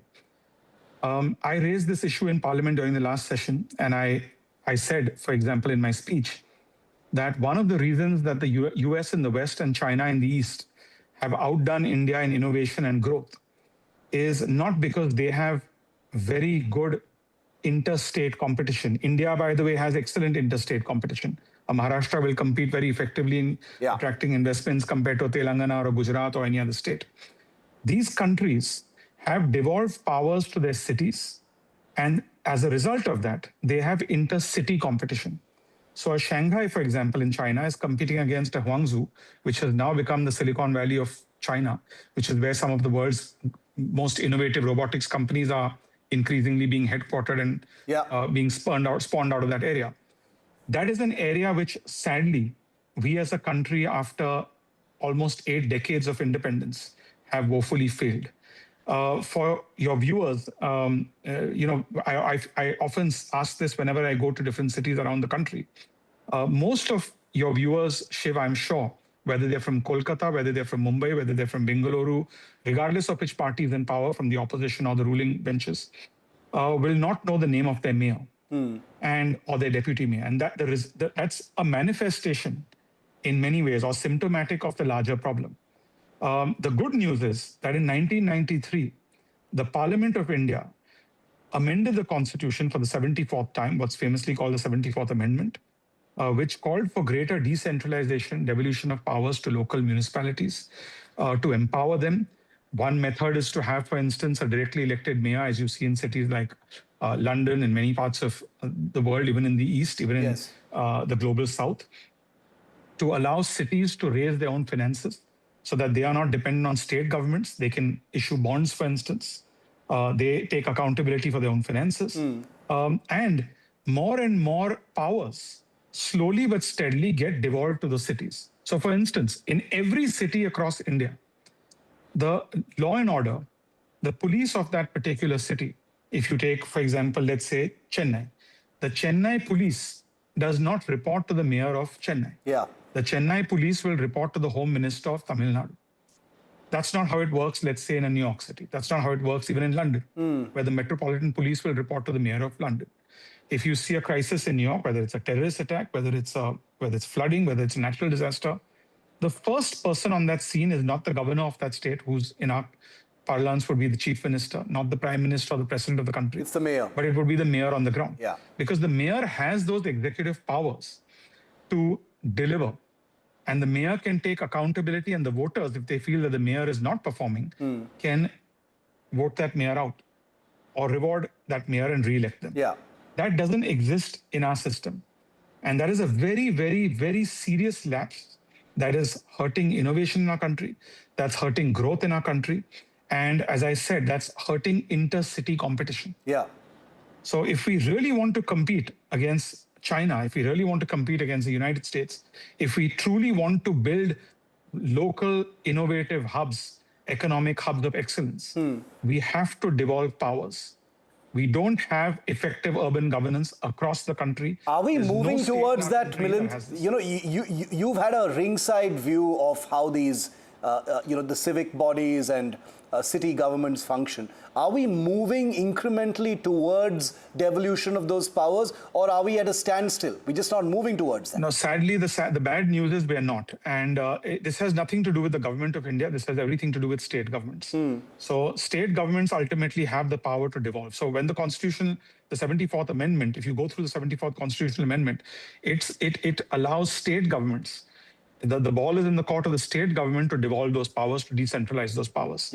So states have to do that. Now, the reason it doesn't happen, now, for example, in my city, in Mumbai, as a Mumbaiker, we just had the municipal elections after several years.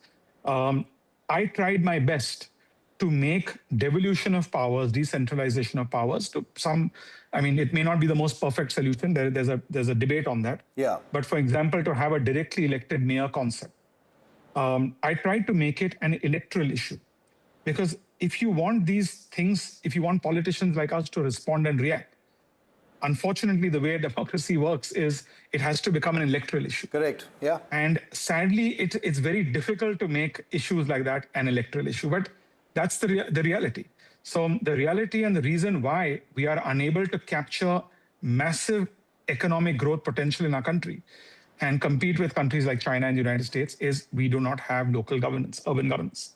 And that's the reason why city after city, you see crumbling governance.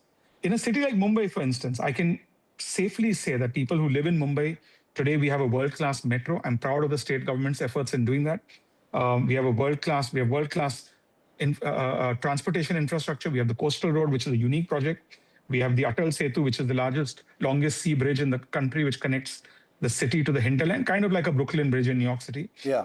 You have a Mumbai metro. You have a cluster redevelopment scheme, which doesn't look at redeveloping slums on a slum-by-slum basis, but you look at it as a cluster, as a block, which allows you to plan for infrastructure. We're doing the right things at the state government level. But we need more devolution of powers. We need to ensure that the people of every city in our country know their mayor before they know their home minister or their chief minister. Where is the bottleneck politically in your view in that case? What needs to happen for the, for the switch to flip, as it were? I think the perfect storm that has to happen is to be very candid with you and not to wear a politician's hat, but to speak as an individual who works around the area of urban governance and has been doing so for the last 22 years. One is we have to make this a national issue. Yeah. We have to make it a local issue. It has to be national. It has to be local. Locally, people have to understand, voters have to understand that if there's greater power devolved to the city, you will have greater accountability. You will have greater governance. We also need to make state governments more aware that devolving powers actually allows for better governance. And if I'm a chief minister of any state, for instance, if there is greater devolution of powers, I will actually improve that state's growth. So the first state in India that devolves powers, I can assure you, will see much more rapid economic growth, will see far greater innovation, because you'll have cities competing against each other in that state. Are you going to continue to fight for this kind of devolution, I have always in your capacity? Final question. I don't think it's a political issue, so it doesn't create a controversy. And I believe that it's something which, regardless of which party people belong to, there are many people I've spoken to in New Delhi, in Mumbai, in Maharashtra, and other states who understand this concept. I think there are many politicians that want to do it. There are many leaders in many states who believe it's a good idea. I don't think the time has come, because I don't think it's become a political electoral issue. Sadly, when we go into election cycles, the issues are more short-term in nature. Am I going to amend a policy which will give a redevelopment scheme for slum housing very quickly? Am I going to implement a bridge or a flyover or public transportation project which people can see very quickly and re-elect the government? And that's the nature of politics in democratic politics around the world. So I think we have to figure out a way to talk about this, to understand that if we don't fix urban governance and devolution in our country, you will see the effects of climate change having the biggest impact, not just on rural incomes where you will see droughts and you will see floods, but on cities. And no amount of planning, I can guarantee you, Shiv, as an MP, the first time I was an MP in 2004, I fought for 1,200 crore rupees from the central assistance to be given to the Mumbai municipality. Absolutely. For a project called, what's called the Brimstone, which is the Brihan Mumbai Stormwater Drainage Project, which actually has reduced the amount of flooding in Mumbai city. Right. But no amount of money, no amount of infrastructure, no amount of planning will allow us to offset the impact of climate change if we do not devolve powers. I repeat, the best test, the best example of that is if your viewers nationally know who their mayor is, how to approach their mayor, who their deputy mayor is. Their mayor, their deputy mayors always on the ground when there's a crisis. Absolutely. Their mayor, deputy mayor have the executive powers to perform. That's when you will know that something has flipped in India. And I can guarantee you the first state government that does this, that state government will see massive, unprecedented economic growth and innovation. I'm going to leave it there, Milind, but what I will say is I think it's very refreshing that you, as a member of one of the ruling parties in Maharashtra, has offered not just honesty, but also thoughtful prescriptiveness. You could easily sit there and say, look, these are things that are legacy issues and nobody can really sort them out. But you've provided a specific, actionable, however difficult it is, prescription of how to solve this. And I applaud you for that. So it's really, really good to speak to someone like you. But I don't think it's difficult. I think it's very easy. I think the first hurdle, as I said, is already out of the way in 1993. So we already have the constitutional amendment in place. Right. Now all it requires is political will, and it requires it to become an electoral issue, and I can assure you it'll happen. Milind Deora, great to have you. Thank you so much. Thank you.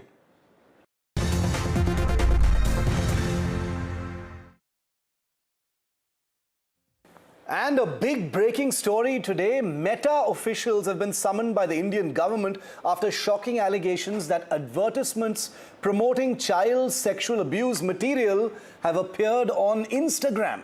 NDTV has learnt that the Ministry of Electronics and IT will seek an explanation from Meta on how such advertisements were allowed to appear on Instagram, what safeguards failed, and what corrective action has been taken. The summons follows a BBC World Service investigation which found that Instagram displayed paid advertisements carrying phrases such as rape video and child video, and that users who clicked on these advertisements were reportedly redirected to Telegram channels where child sexual abuse material was being offered for sale. Now, the findings have triggered serious concerns, obviously, because every advertisement on Instagram is supposed to undergo review before publication. Meta has told the BBC that child exploitation is a horrific crime and that it has removed the offending advertisements, suspended multiple accounts and blocked violating links after being alerted. The company also says it continues to strengthen its moderation system. But the Indian government now wants answers on how such deeply disturbing content managed to get through those safeguards in the first place.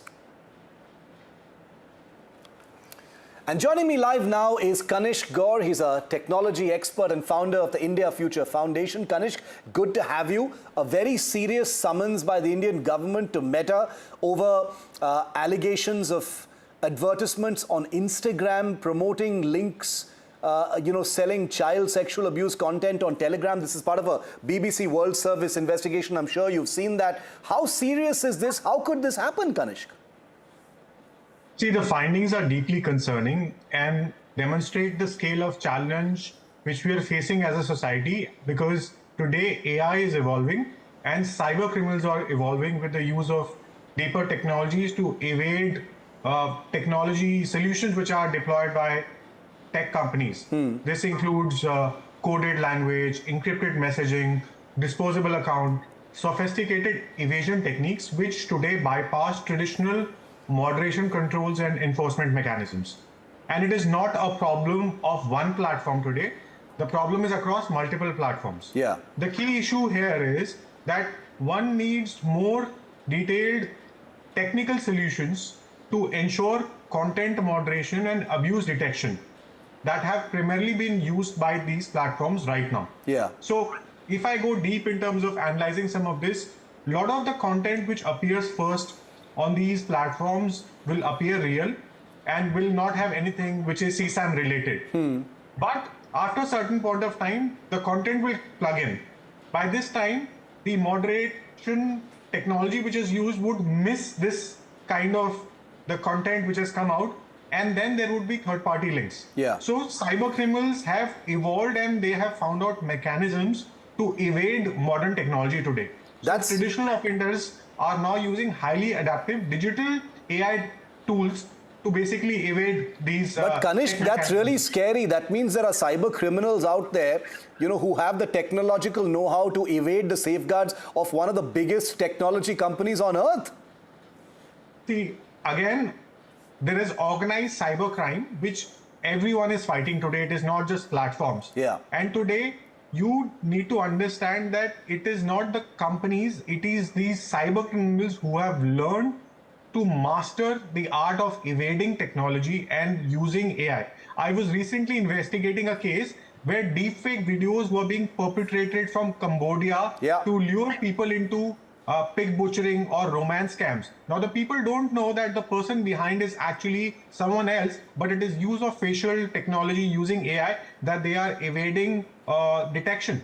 So it's really the technology with AI coming in wrong hands, which is moving at a massive pace, and you need better AI classifiers, keyword filters, image recognition systems, and advertising review workflows which need to be implemented.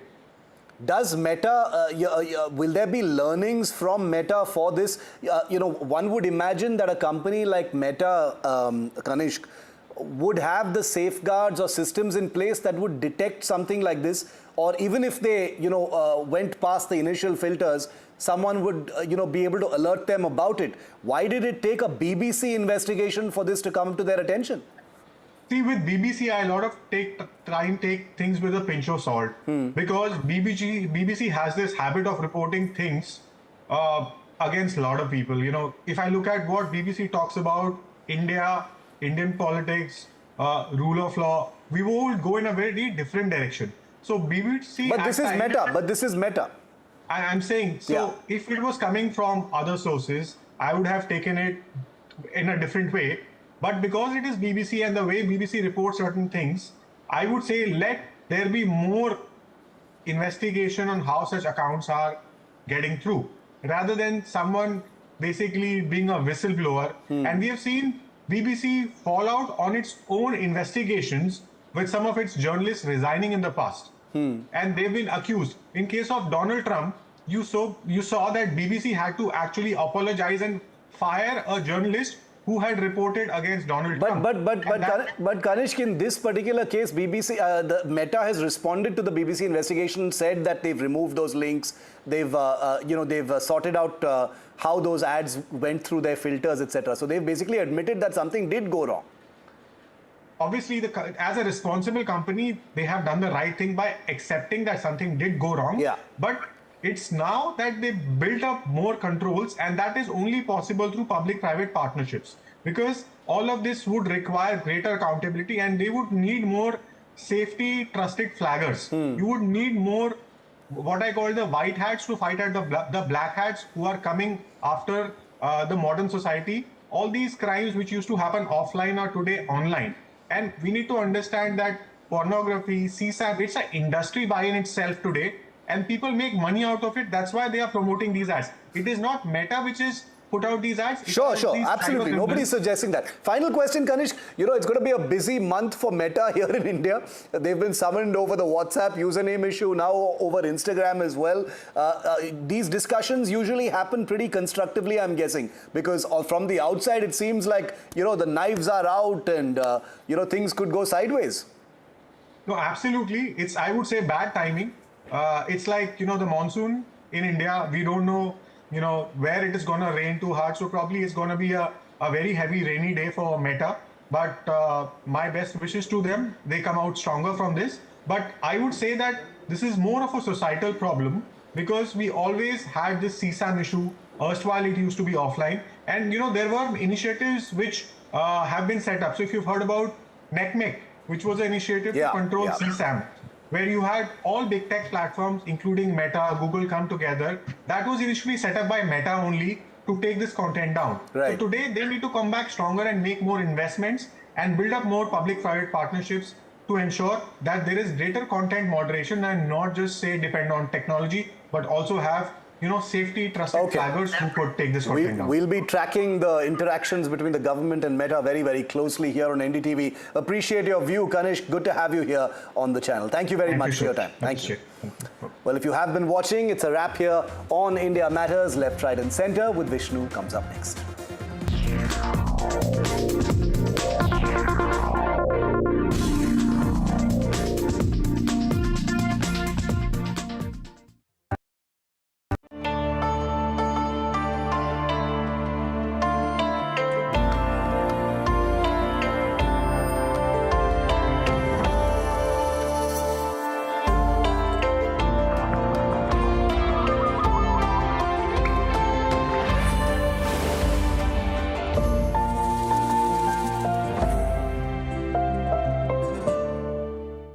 आपका parcel फिर से हमारे घर पे आया है। कुछ तो बात है इस दिल में। माँ भी हमेशा पीमाक मस्टर्ड ऑयल में ही खाना बनाती थी। ये आपके लिए। कुछ तो बात है इस दिल में। P-Mark, the mustard specialist since 1933. बरसों से सरसों हिंदुस्तान मिले हिंदुस्तान से। देश का tyre, JK tyre. Where the software engineer meets the gifted content writer, meets the cool UI UX designer, meets the talented photographer to create the big dream. The world comes together at Sharda University. So where are you? Jindal साथी seal है तो असली stainless steel है। तो जब भी आप stainless steel pipes and tubes खरीदें, जिंदल साथी सील जरूर चेक करें। Jindal stainless, India's leading producer of stainless steel.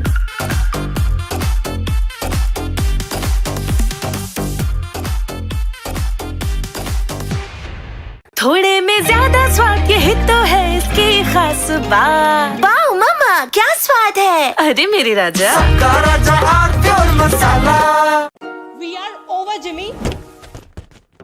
Hey, life में स्क्रैचेस तो आएंगे। गाड़ी के स्क्रैचेस को तो कॉस्मो पीपीएफ संभाल लेगा। आप अपना देख लो। NDTV tops the Reuters Institute India Reach Rankings again. Number 1 in offline and online news reach. For the 6th year in a row, audiences continue to choose NDTV across television and digital. NDTV, trusted across every screen.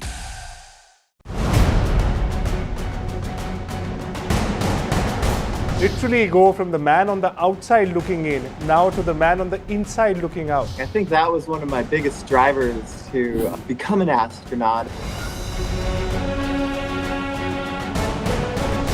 Iron Man, Kokoro, how does that prepare the body for something with no finish line? I would say it prepares the mind more than it prepares the body. I live right next to NDTV in Greater Kailash in New Delhi. What would the young man in India say if he could see you right now? I'll be up there soon with you.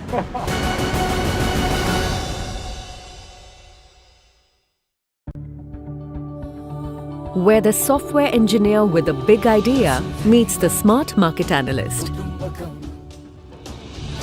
meets the cool UI UX designer, meets the gifted content writer, meets the talented photographer to create the big dream. The world comes together at Sharda University. So where are you?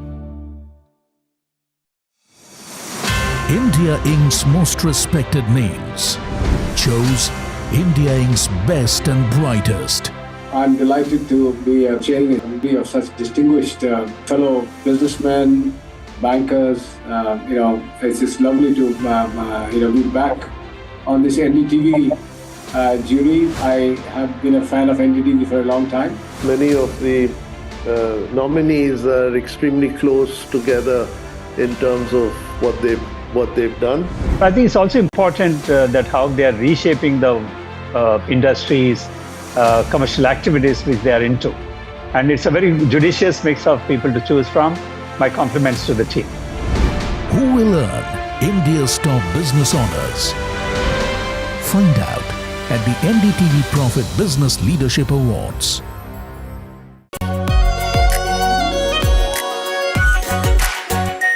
Our Pure Shahi Paneer Masala. Delicious, healthy, every day. From the newsroom to the studio to the thick of political action. You're watching NDTV 24/7. The hope is that beyond this election, this will be one of the major issues. With multiple challengers in the fray, the TMC also has done a bit of rejigging. Remember, this is also a district that has been plagued by communal violence. Come to some of the sabhas that the BJP is also organizing, especially in the villages of West Bengal. When stories have impact. Padmaja, Joshi, managing editor and primetime anchor. Then news has influence. The buck stops here with Padmaja Joshi. Your work is being watched by people. You think that you're making an impact in this time. I think that's really a huge validation, very rewarding, and I'm pretty certain that Team NDTV will go from strength to strength. 5 hours to go for all of DKS's dreams to come true. I'm going to try and get more into the crowds. Here are the pictures, Siddaramaiah. NDTV stands completely engaged with Karnataka. High rate, check the audio. High rate, check the audio. Let's do it. Let's start. Breaking story, we're jumping straight into it. We've got a picture of the letter. What is in your letter? You can never predict what's going to happen in Tamil Nadu politics. 21 days in Kashmir. Unfiltered list of things I saw and observed on the ground. Very special ground report from the line of control. There were some children who've lost limbs in the shelling. For a country that has fought so many wars in the mountains and at high altitude. We're standing on the Indian Navy's newest warship. The line of control, Shiv Arur, NDTV. Where the software engineer meets the cool UI UX designer, meets the gifted content writer. To create the big dream, the world comes together at Sharda University. So where are you? मीठा या नमकीन, चाहे जैसे खाओ, 100% सूजी से बनी are pure vermicelli, स्वादिष्ट, सेहतमंद, हर रोज। हिंदुस्तान मिले हिंदुस्तान से। देश का tyre, JK tyre. India Inc.'s most respected names chose India Inc.'s best and brightest. These kind of awards and jury lineup, you are truly giving it the right weightage. I think it's heartening to see talent that there is across India Inc. We should be awarding companies and individuals who have focused.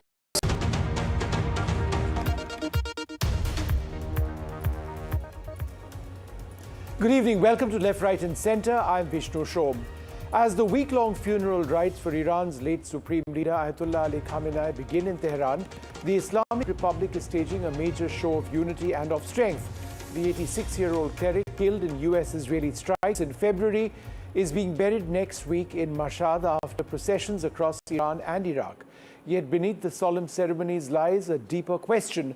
Who is really in charge now? His son Mujtaba was quickly installed as the new Supreme Leader, but with the IRGC, that's the Revolutionary Guard, and security elites wielding growing influence, many wonder if the regime's continuity masks a fundamental shift in power. We have the latest from Tehran coming in terms of these images, but we've also got a fantastic panel with us. Milad Rabbani, the former Iranian diplomat with us. Richard Sanders joins us, as well as Burzin Wagmar. Mohammad Khatibi joins us from Tehran. I'm also joined by Bill Cortez. Mohammad Khatibi, let me come to you first. Could you give us an idea of the scale of the processions which are going to be carried out across Iran over the next couple of days? So this is a big funeral that everyone is watching inside Iran and internationally.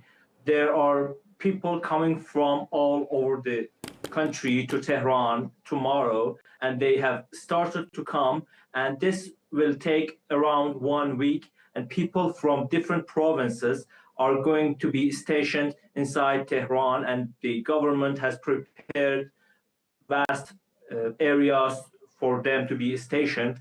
And I think that this will be really big, and around 40 countries, leaders and senior officials are going to take part. And we have been seeing right now in Tehran, they are doing some kind of funeral for them. And this will be continued for a week.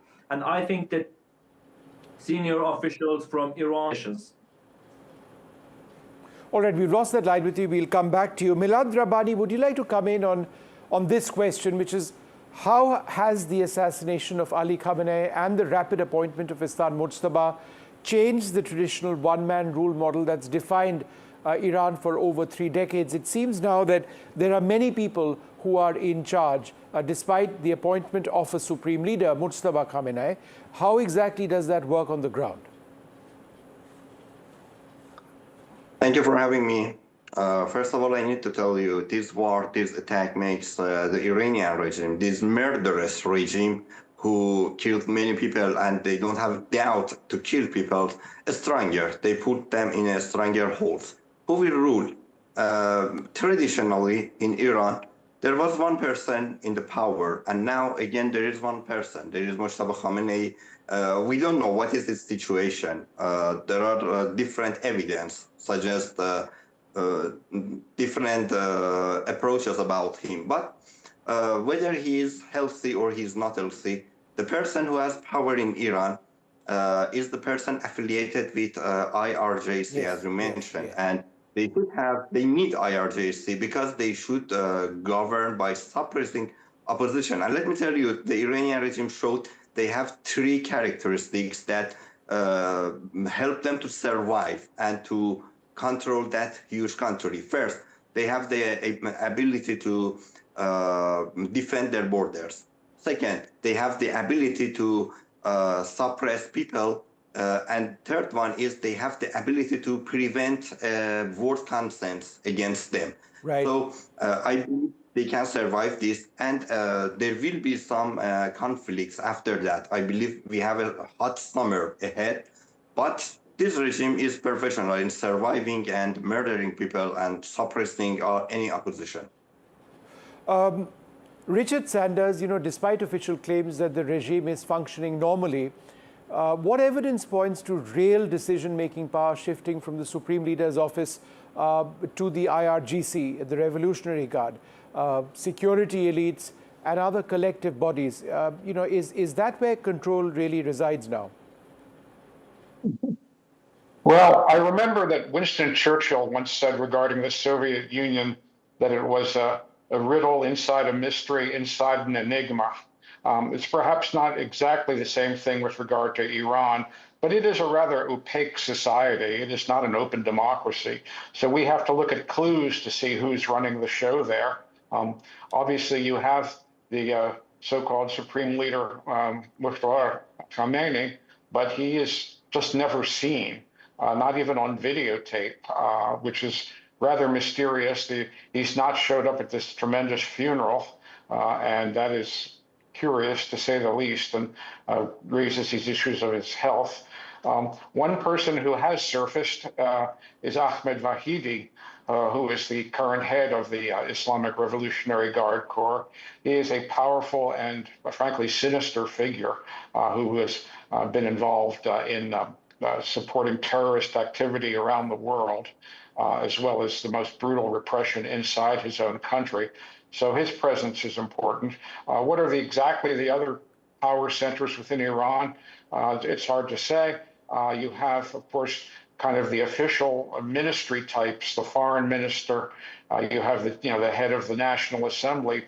These are the people that tend to be participating in the kind of formal negotiations with the United States like we've had before.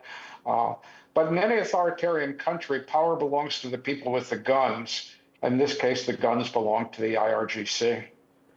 Burzin Wagmar, to what extent is Mustafa Khamenei actually exercising supreme authority? I think what was mentioned there by Mr. Sanders is important, that we haven't seen him at all.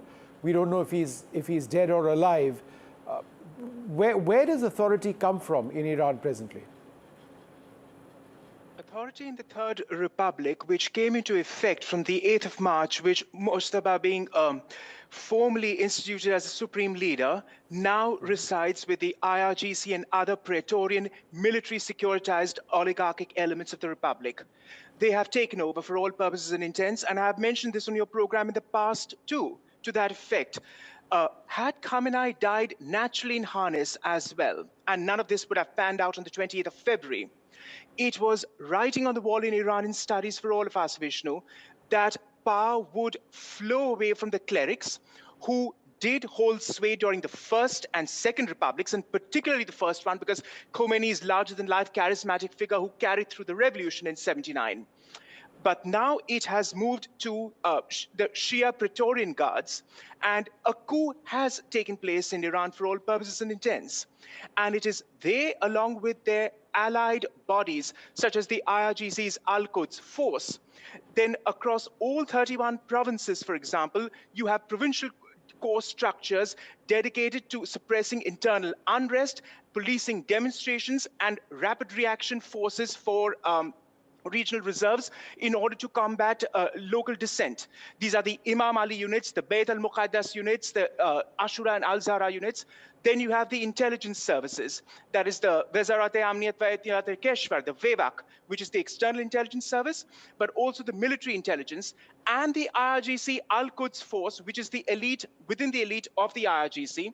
And they are the ones primarily who will be calling the shots to be seen in the Third Republic. Yep. Whether they continue with this expansionist policy of perpetually disrupting the Middle East as they are with their overseas operations.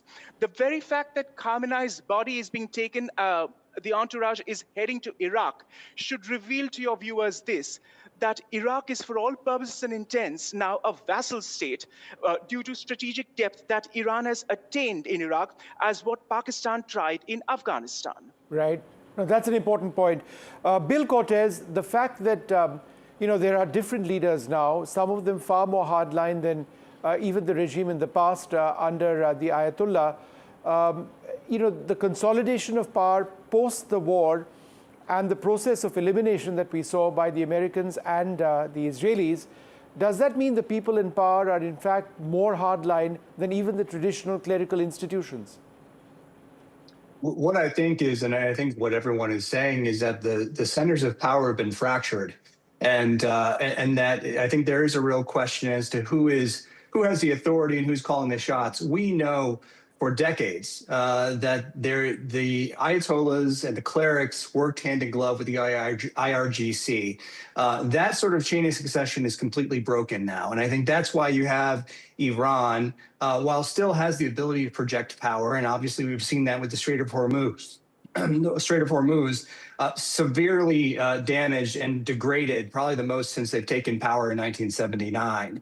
And so I think moving forward, this is going to create some challenges when it comes to any sort of negotiation that's going to take place, whether it's in Doha or in Switzerland, being able to execute that and I think verify that locally. You can negotiate anything you want, thousands of miles away. Yeah. I think at the end of the day, they still have the ability, as we've talked about, to project power both internally and to limited basis now externally into the region. And so that's the thing that they've been resilient over the years, is that they have been able to play the ball where it lands, as they say. Mm-hmm. They've been able to be resilient and sort of play the hand the best that they can, but they're severely degraded right now. And I think what we're working up to is likely, if negotiations continue to drag on here, I think we're looking for a very hot summer again. And I think the force posture from U.S. forces in the region and the Israeli forces are all pointing to, I think, things getting hot very soon. Milad Rabbani, is that your sense as well on the overall peace process? That in as much as both sides are talking to each other, there is always this possibility that it'll all come to naught. There is no real resolution between Israel and Hezbollah at this stage. It's a very, very tenuous ceasefire. We've seen renewed attacks taking place as well. Therefore, is it your concern that the war could restart? I don't use the word war, but I use the word conflict. And I believe Trump, with his stupidity, absolutely a stupidity, he put himself in a very bad position in U.S. and he made the things complicated in the region. And now we have a region with unsolved issues and they become more complicated. So the conflict, definitely there will be. And based off some evidence now, there is some Kurdish forces and Baluch forces in Iran, and they are armed now. They are ready. Even if we don't see the attack, the direct attack of U.S. of Israel, we will be something like, I don't use again the word civil war, but it is a civil conflict, serious, and many casualties will be happen in Iran, and many people will die again by the conflicts, and they will happen in, I believe, before November, in September, August, we can expect to see these conflicts. And conflicts between Iran and U.S. will continue, and this regime needs this conflict. This conflict makes this regime stronger. This conflict is a philosophical concept for this regime to survive. Richard Sanders, the fact that the protesters who were very visible across Iran a couple of months back before the fighting started, the war fighting started, seem to have disappeared, at least for the interim period. There is mass support for the state of Iran among people in Iran. Therefore, going forward, do you believe that the protests we saw, led by women to a large extent, will return, or do you believe that those conditions do not exist? Well, whenever these kinds of protests arise, they tend to be a surprise. So it's very difficult to predict in advance that the people will take to the streets. As of now, the regime does seem to be very much in control. You look at, their ability to marshal this tremendous funeral, over 6 or 7 days, spending huge resources to make it happen. That's of course a signal as well as a manifestation of control. It's their way of saying we are in power, we can do what we need to do, and they will certainly marshal large numbers of people on the street. That doesn't mean the Iranian people are happy. The fact of the matter is the war has cost Iran not merely militarily, but economically an enormous amount. That is why they are in so eager to receive relief from sanctions, to be able to get their ships to transit the Persian Gulf and sell oil to China and elsewhere. So they have some incentive, certainly, to keep the peace internationally, but domestically, I think they will do everything they can to keep the lid on. That is the nature of their government. That's how they've always behaved. Burzin, we've spoken so often, and you speak about how the repression on the ground in Iran is something that should never be ignored, and that the protests and the opposition to the regime are very real. I'm just trying to understand how this would play out in the future. Particularly if the economic conditions on the ground in Iran actually improve because of sanctions being removed, the export of Iranian oil and gas being allowed, with these $300 billion of funds ultimately coming into Iran. Some part of the protests was driven by economic distress. If that goes away, would the protesters have that same ability to protest? I do not see any reprieve, even if the sanctions were partially lifted, occurring. The very fact is why. You may say it's a bread and butter issue, and that all 31 provinces, as I've pointed out, were rocked by these riots, the most recent spate in December 2025, which even saw hitherto Shia loyalists, traditional pious, lower middle and working class sorts join. It wasn't just a Gen Z metropolitan Tehran protest this time. Right. But you see, the question is this. It's not just a question of basic modicums of freedoms that all are seeking. It is the social contract is broken. The Shia clerisy is thoroughly discredited. This Velayat-e-Faqih position of the supreme leader, the Rahbar, which Khomeini instituted in 1979, that stands morally compromised and in tatters, because when Khomeini came to power, Vishnu, they fought a revolution against what was a pagan, secularized, autocratic regime of the Shah. Here you have an Islamic Republic murdering its own fellow Muslim denizens, and what consequences are there for that, and the hypocrisy of it, the sheer corruption that exists. So what has changed between 79 and now? What fig leaf do they have to reach out to? They could lash out at the Shah and the Pahlavi, millionaire and Tehran, North Tehran posh elites. Who do you lash out at now? And another point which has not been discussed, and I would like to talk about, is that there is ferment within the 12er Shia world too, that is to say between the Najaf cabal of Shia senior clerics and ayatollahs in Iraq and the Qom cabal, which is south of Tehran. And both of them have had not exactly showdowns, but theological rumblings where Shias themselves have questioned this very office of the supreme leader, and that it's an idea whose time has passed. Sure. And that, quite frankly, it needs to go. And at one point, Khamenei in the 2000s had mentioned in chance conversation among private intimates, Vishnu, that, oh, after me, we should have something of a troika. It shouldn't be invested in one person as an office.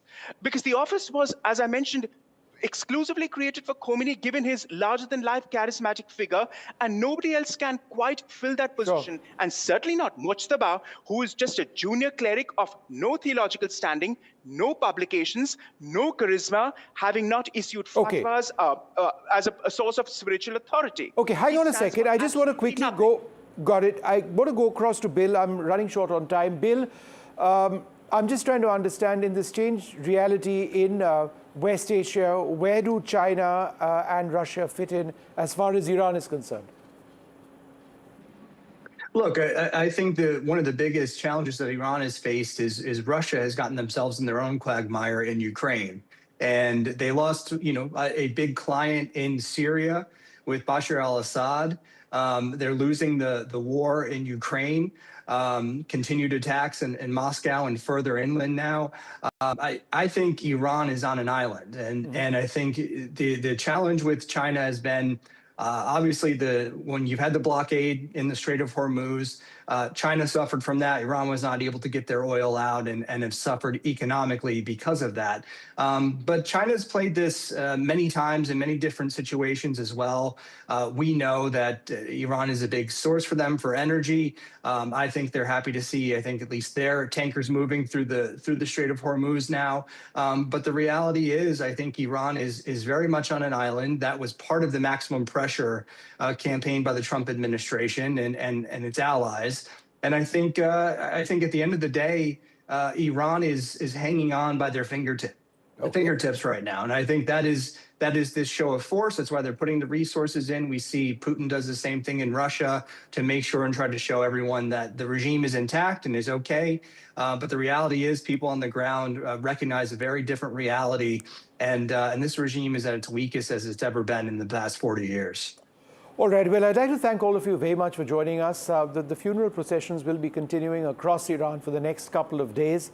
The situation remains extremely volatile on the ground as these peace talks continue.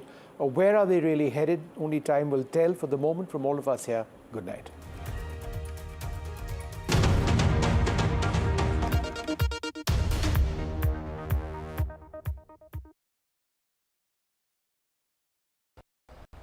Summer में बाढ़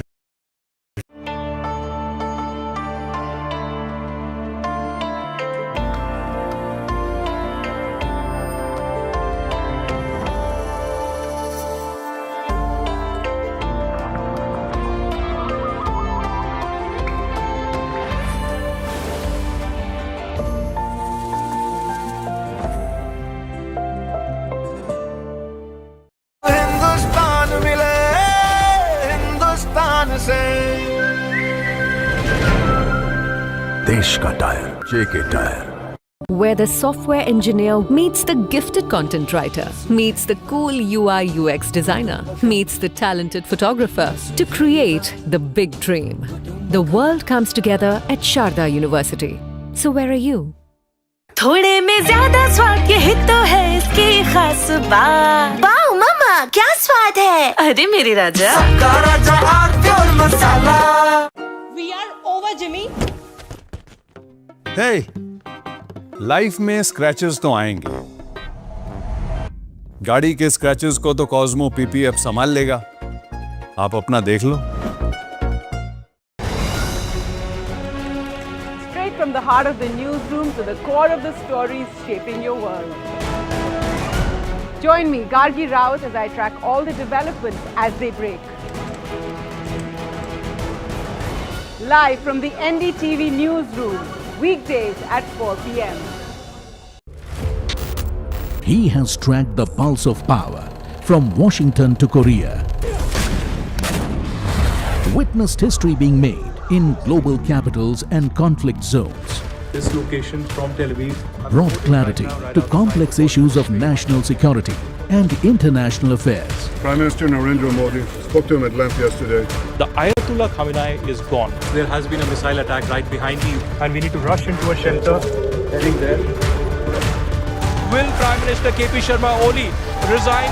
And now, Aditya Raj Kaul, covering international affairs like no one else, only on NDTV network. India Inc.'s most respected names chose India Inc.'s best and brightest. I'm delighted to be chairing a committee of such distinguished fellow businessmen, bankers. It's just lovely to be back on this NDTV jury. I have been a fan of NDTV for a long time. Many of the nominees are extremely close together in terms of what they've done. Gender parity to be reflected while we choose leadership as well. It's also important that how they are reshaping the industries. We've got a fantastic jury and we've left all decisions to the wisdom of the jury. Who will earn India's top business honors? Find out at the NDTV Profit Business Leadership Awards. NDTV tops the Reuters Institute India Reach Rankings again. Number 1 in offline and online news reach. For the 6th year in a row, audiences continue to choose NDTV across television and digital. NDTV, trusted across every screen.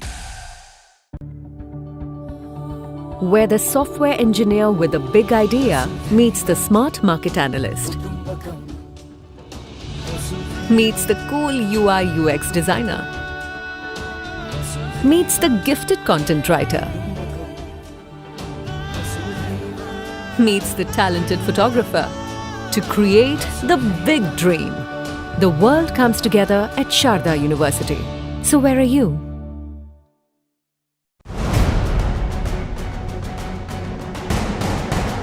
Literally go from the man on the outside looking in now to the man on the inside looking out. I think that was one of my biggest drivers to become an astronaut. Iron Man, Kokoro, how does that prepare the body for something with no finish line? I would say it prepares the mind more than it prepares the body. I live right next to NDTV in Greater Kailash in New Delhi. What would the young man in India say if he could see you right now? I'll be up there soon with you.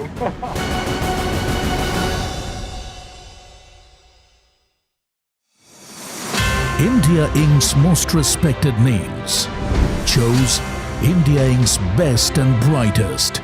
I'm delighted to be chairing a committee of such distinguished fellow businessmen, bankers. It's just lovely to be back on this NDTV jury. I have been a fan of NDTV for a long time. Many of the nominees are extremely close together in terms of what they've done.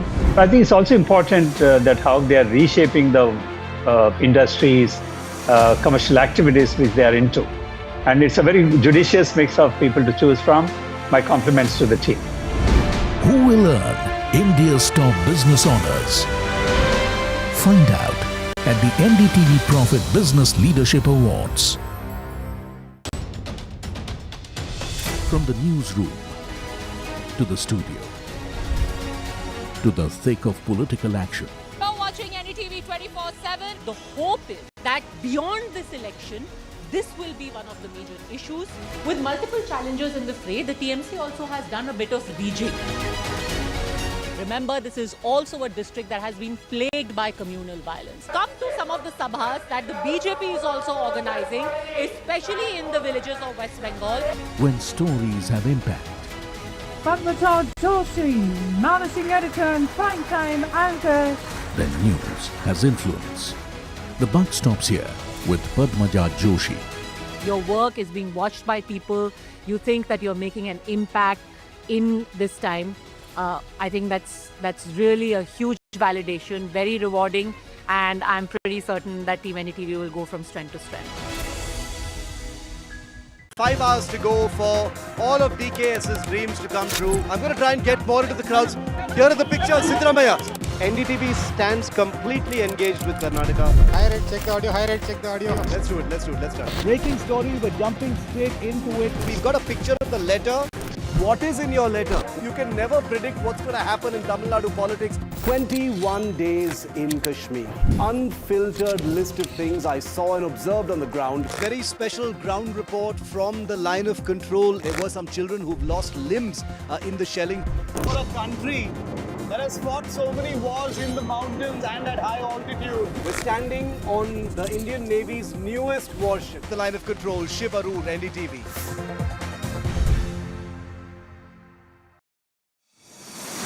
India Inc.'s most respected names chose India Inc.'s best and brightest. These kind of awards and jury lineup, you're truly giving it the right weightage. I think it's heartening to see talent that there is across India Inc. We should be awarding companies and individuals who have focused not only on growth but also on bringing good governance. Be part of jury and vote on the people, the men, the women, the companies in India who have the right stuff is a great opportunity for us. For us, the biggest thing is trust. That's what we provide. We need leaders in India that can help take India being a global superpower. We've got a fantastic jury and we've left all decisions to the wisdom of the jury. Who will earn India's top business honors? Find out at the NDTV Profit Business Leadership Awards.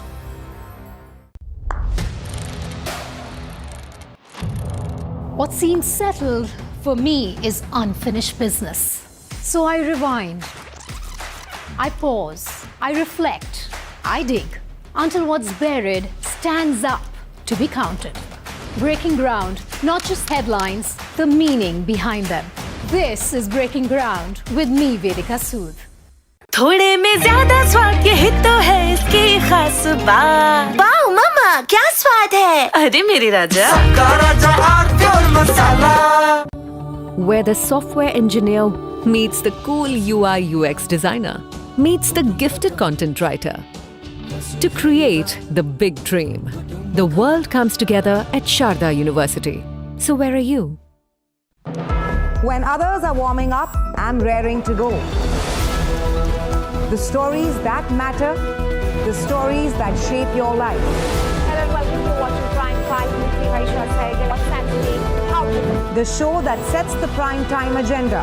We'll be deep diving into this topic to tell you what's at stake. Join me, Raisha Sehgal, on Prime 5, only on NDTV.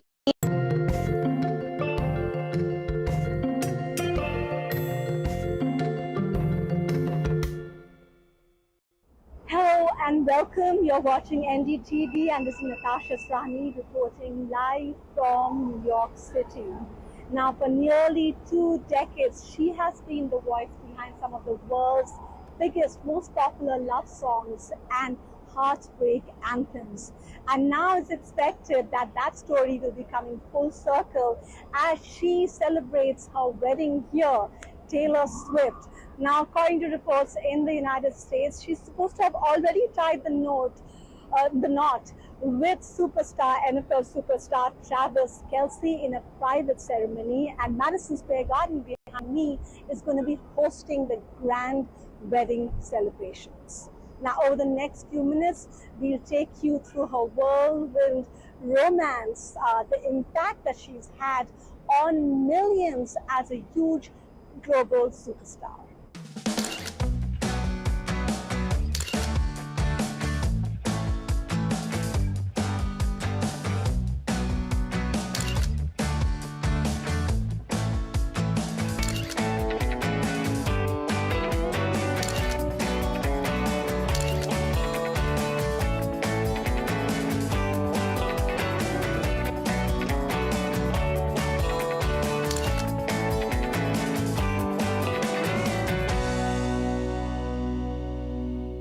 From filling stadiums across the world to now possibly saying I do, Taylor Swift's life has often followed the script of one of her songs. And it's all going to likely culminate here behind me at Madison Square Garden, where there has been a lot of security in the days coming up, a lot of street closures, and a lot of reports of NYPD, extra NYPD being hired. Now, these police officers have been hired for this extra security by the city, their overtime is going to be paid by that celebrity couple.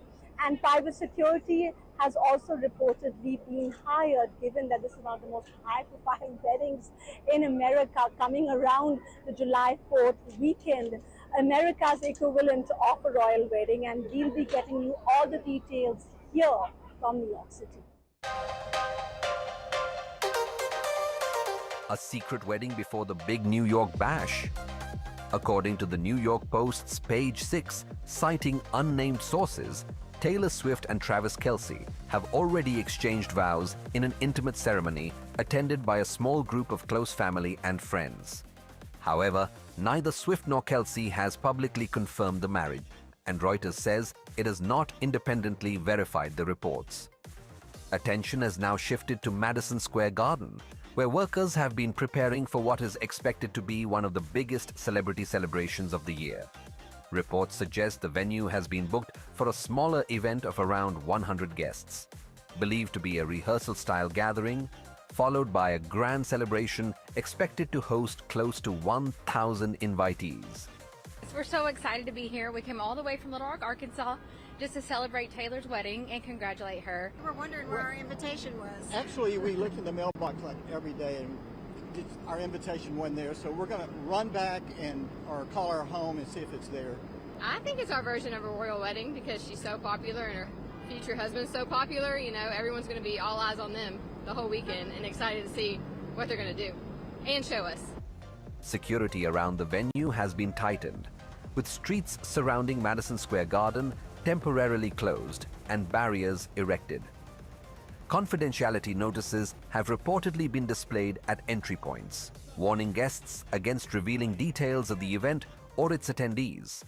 It's exciting, you know. I feel like so much is going on in the world. Everybody needs a little excitement. We're huge Taylor Swift fans, and we're happy that it's happening for them. And yeah, just a little stroll on our lunch break to see if we could catch anything. My brain, it's royalty, that's for sure. Yeah, I feel like this is the royal wedding at this point. Yeah. Preparations have been underway for days, with food, floral decor, and luxury event installations arriving at the venue. Reports say the celebrations could cost at least $20 million, placing the Swift-Kelce festivities among the most lavish celebrity weddings in recent memory. Ahead of the celebrations, Swift and Kelce also announced donations totaling $26 million to several charities in New York and elsewhere, adding a philanthropic element to the high-profile occasion. If reports are accurate, the celebrations will rank alongside some of the grandest celebrity weddings in recent years. Dubbed by many as America's royal wedding, the romance between Taylor Swift and Travis Kelce has captivated fans since they went public in 2023.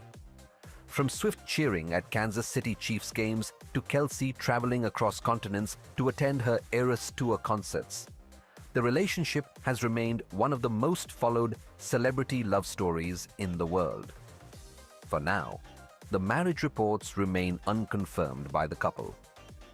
But with Madison Square Garden transformed for a blockbuster celebration and global attention fixed on New York, Taylor Swift and Travis Kelce's wedding festivities are already shaping up to be one of the biggest celebrity events of the decade.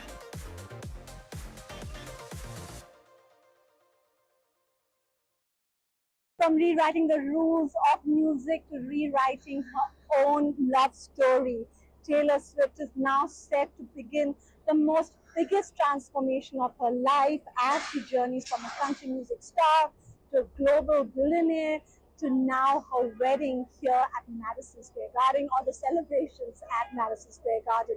Here's a look now at the extraordinary rise of the woman who became one of the biggest icons of her generation.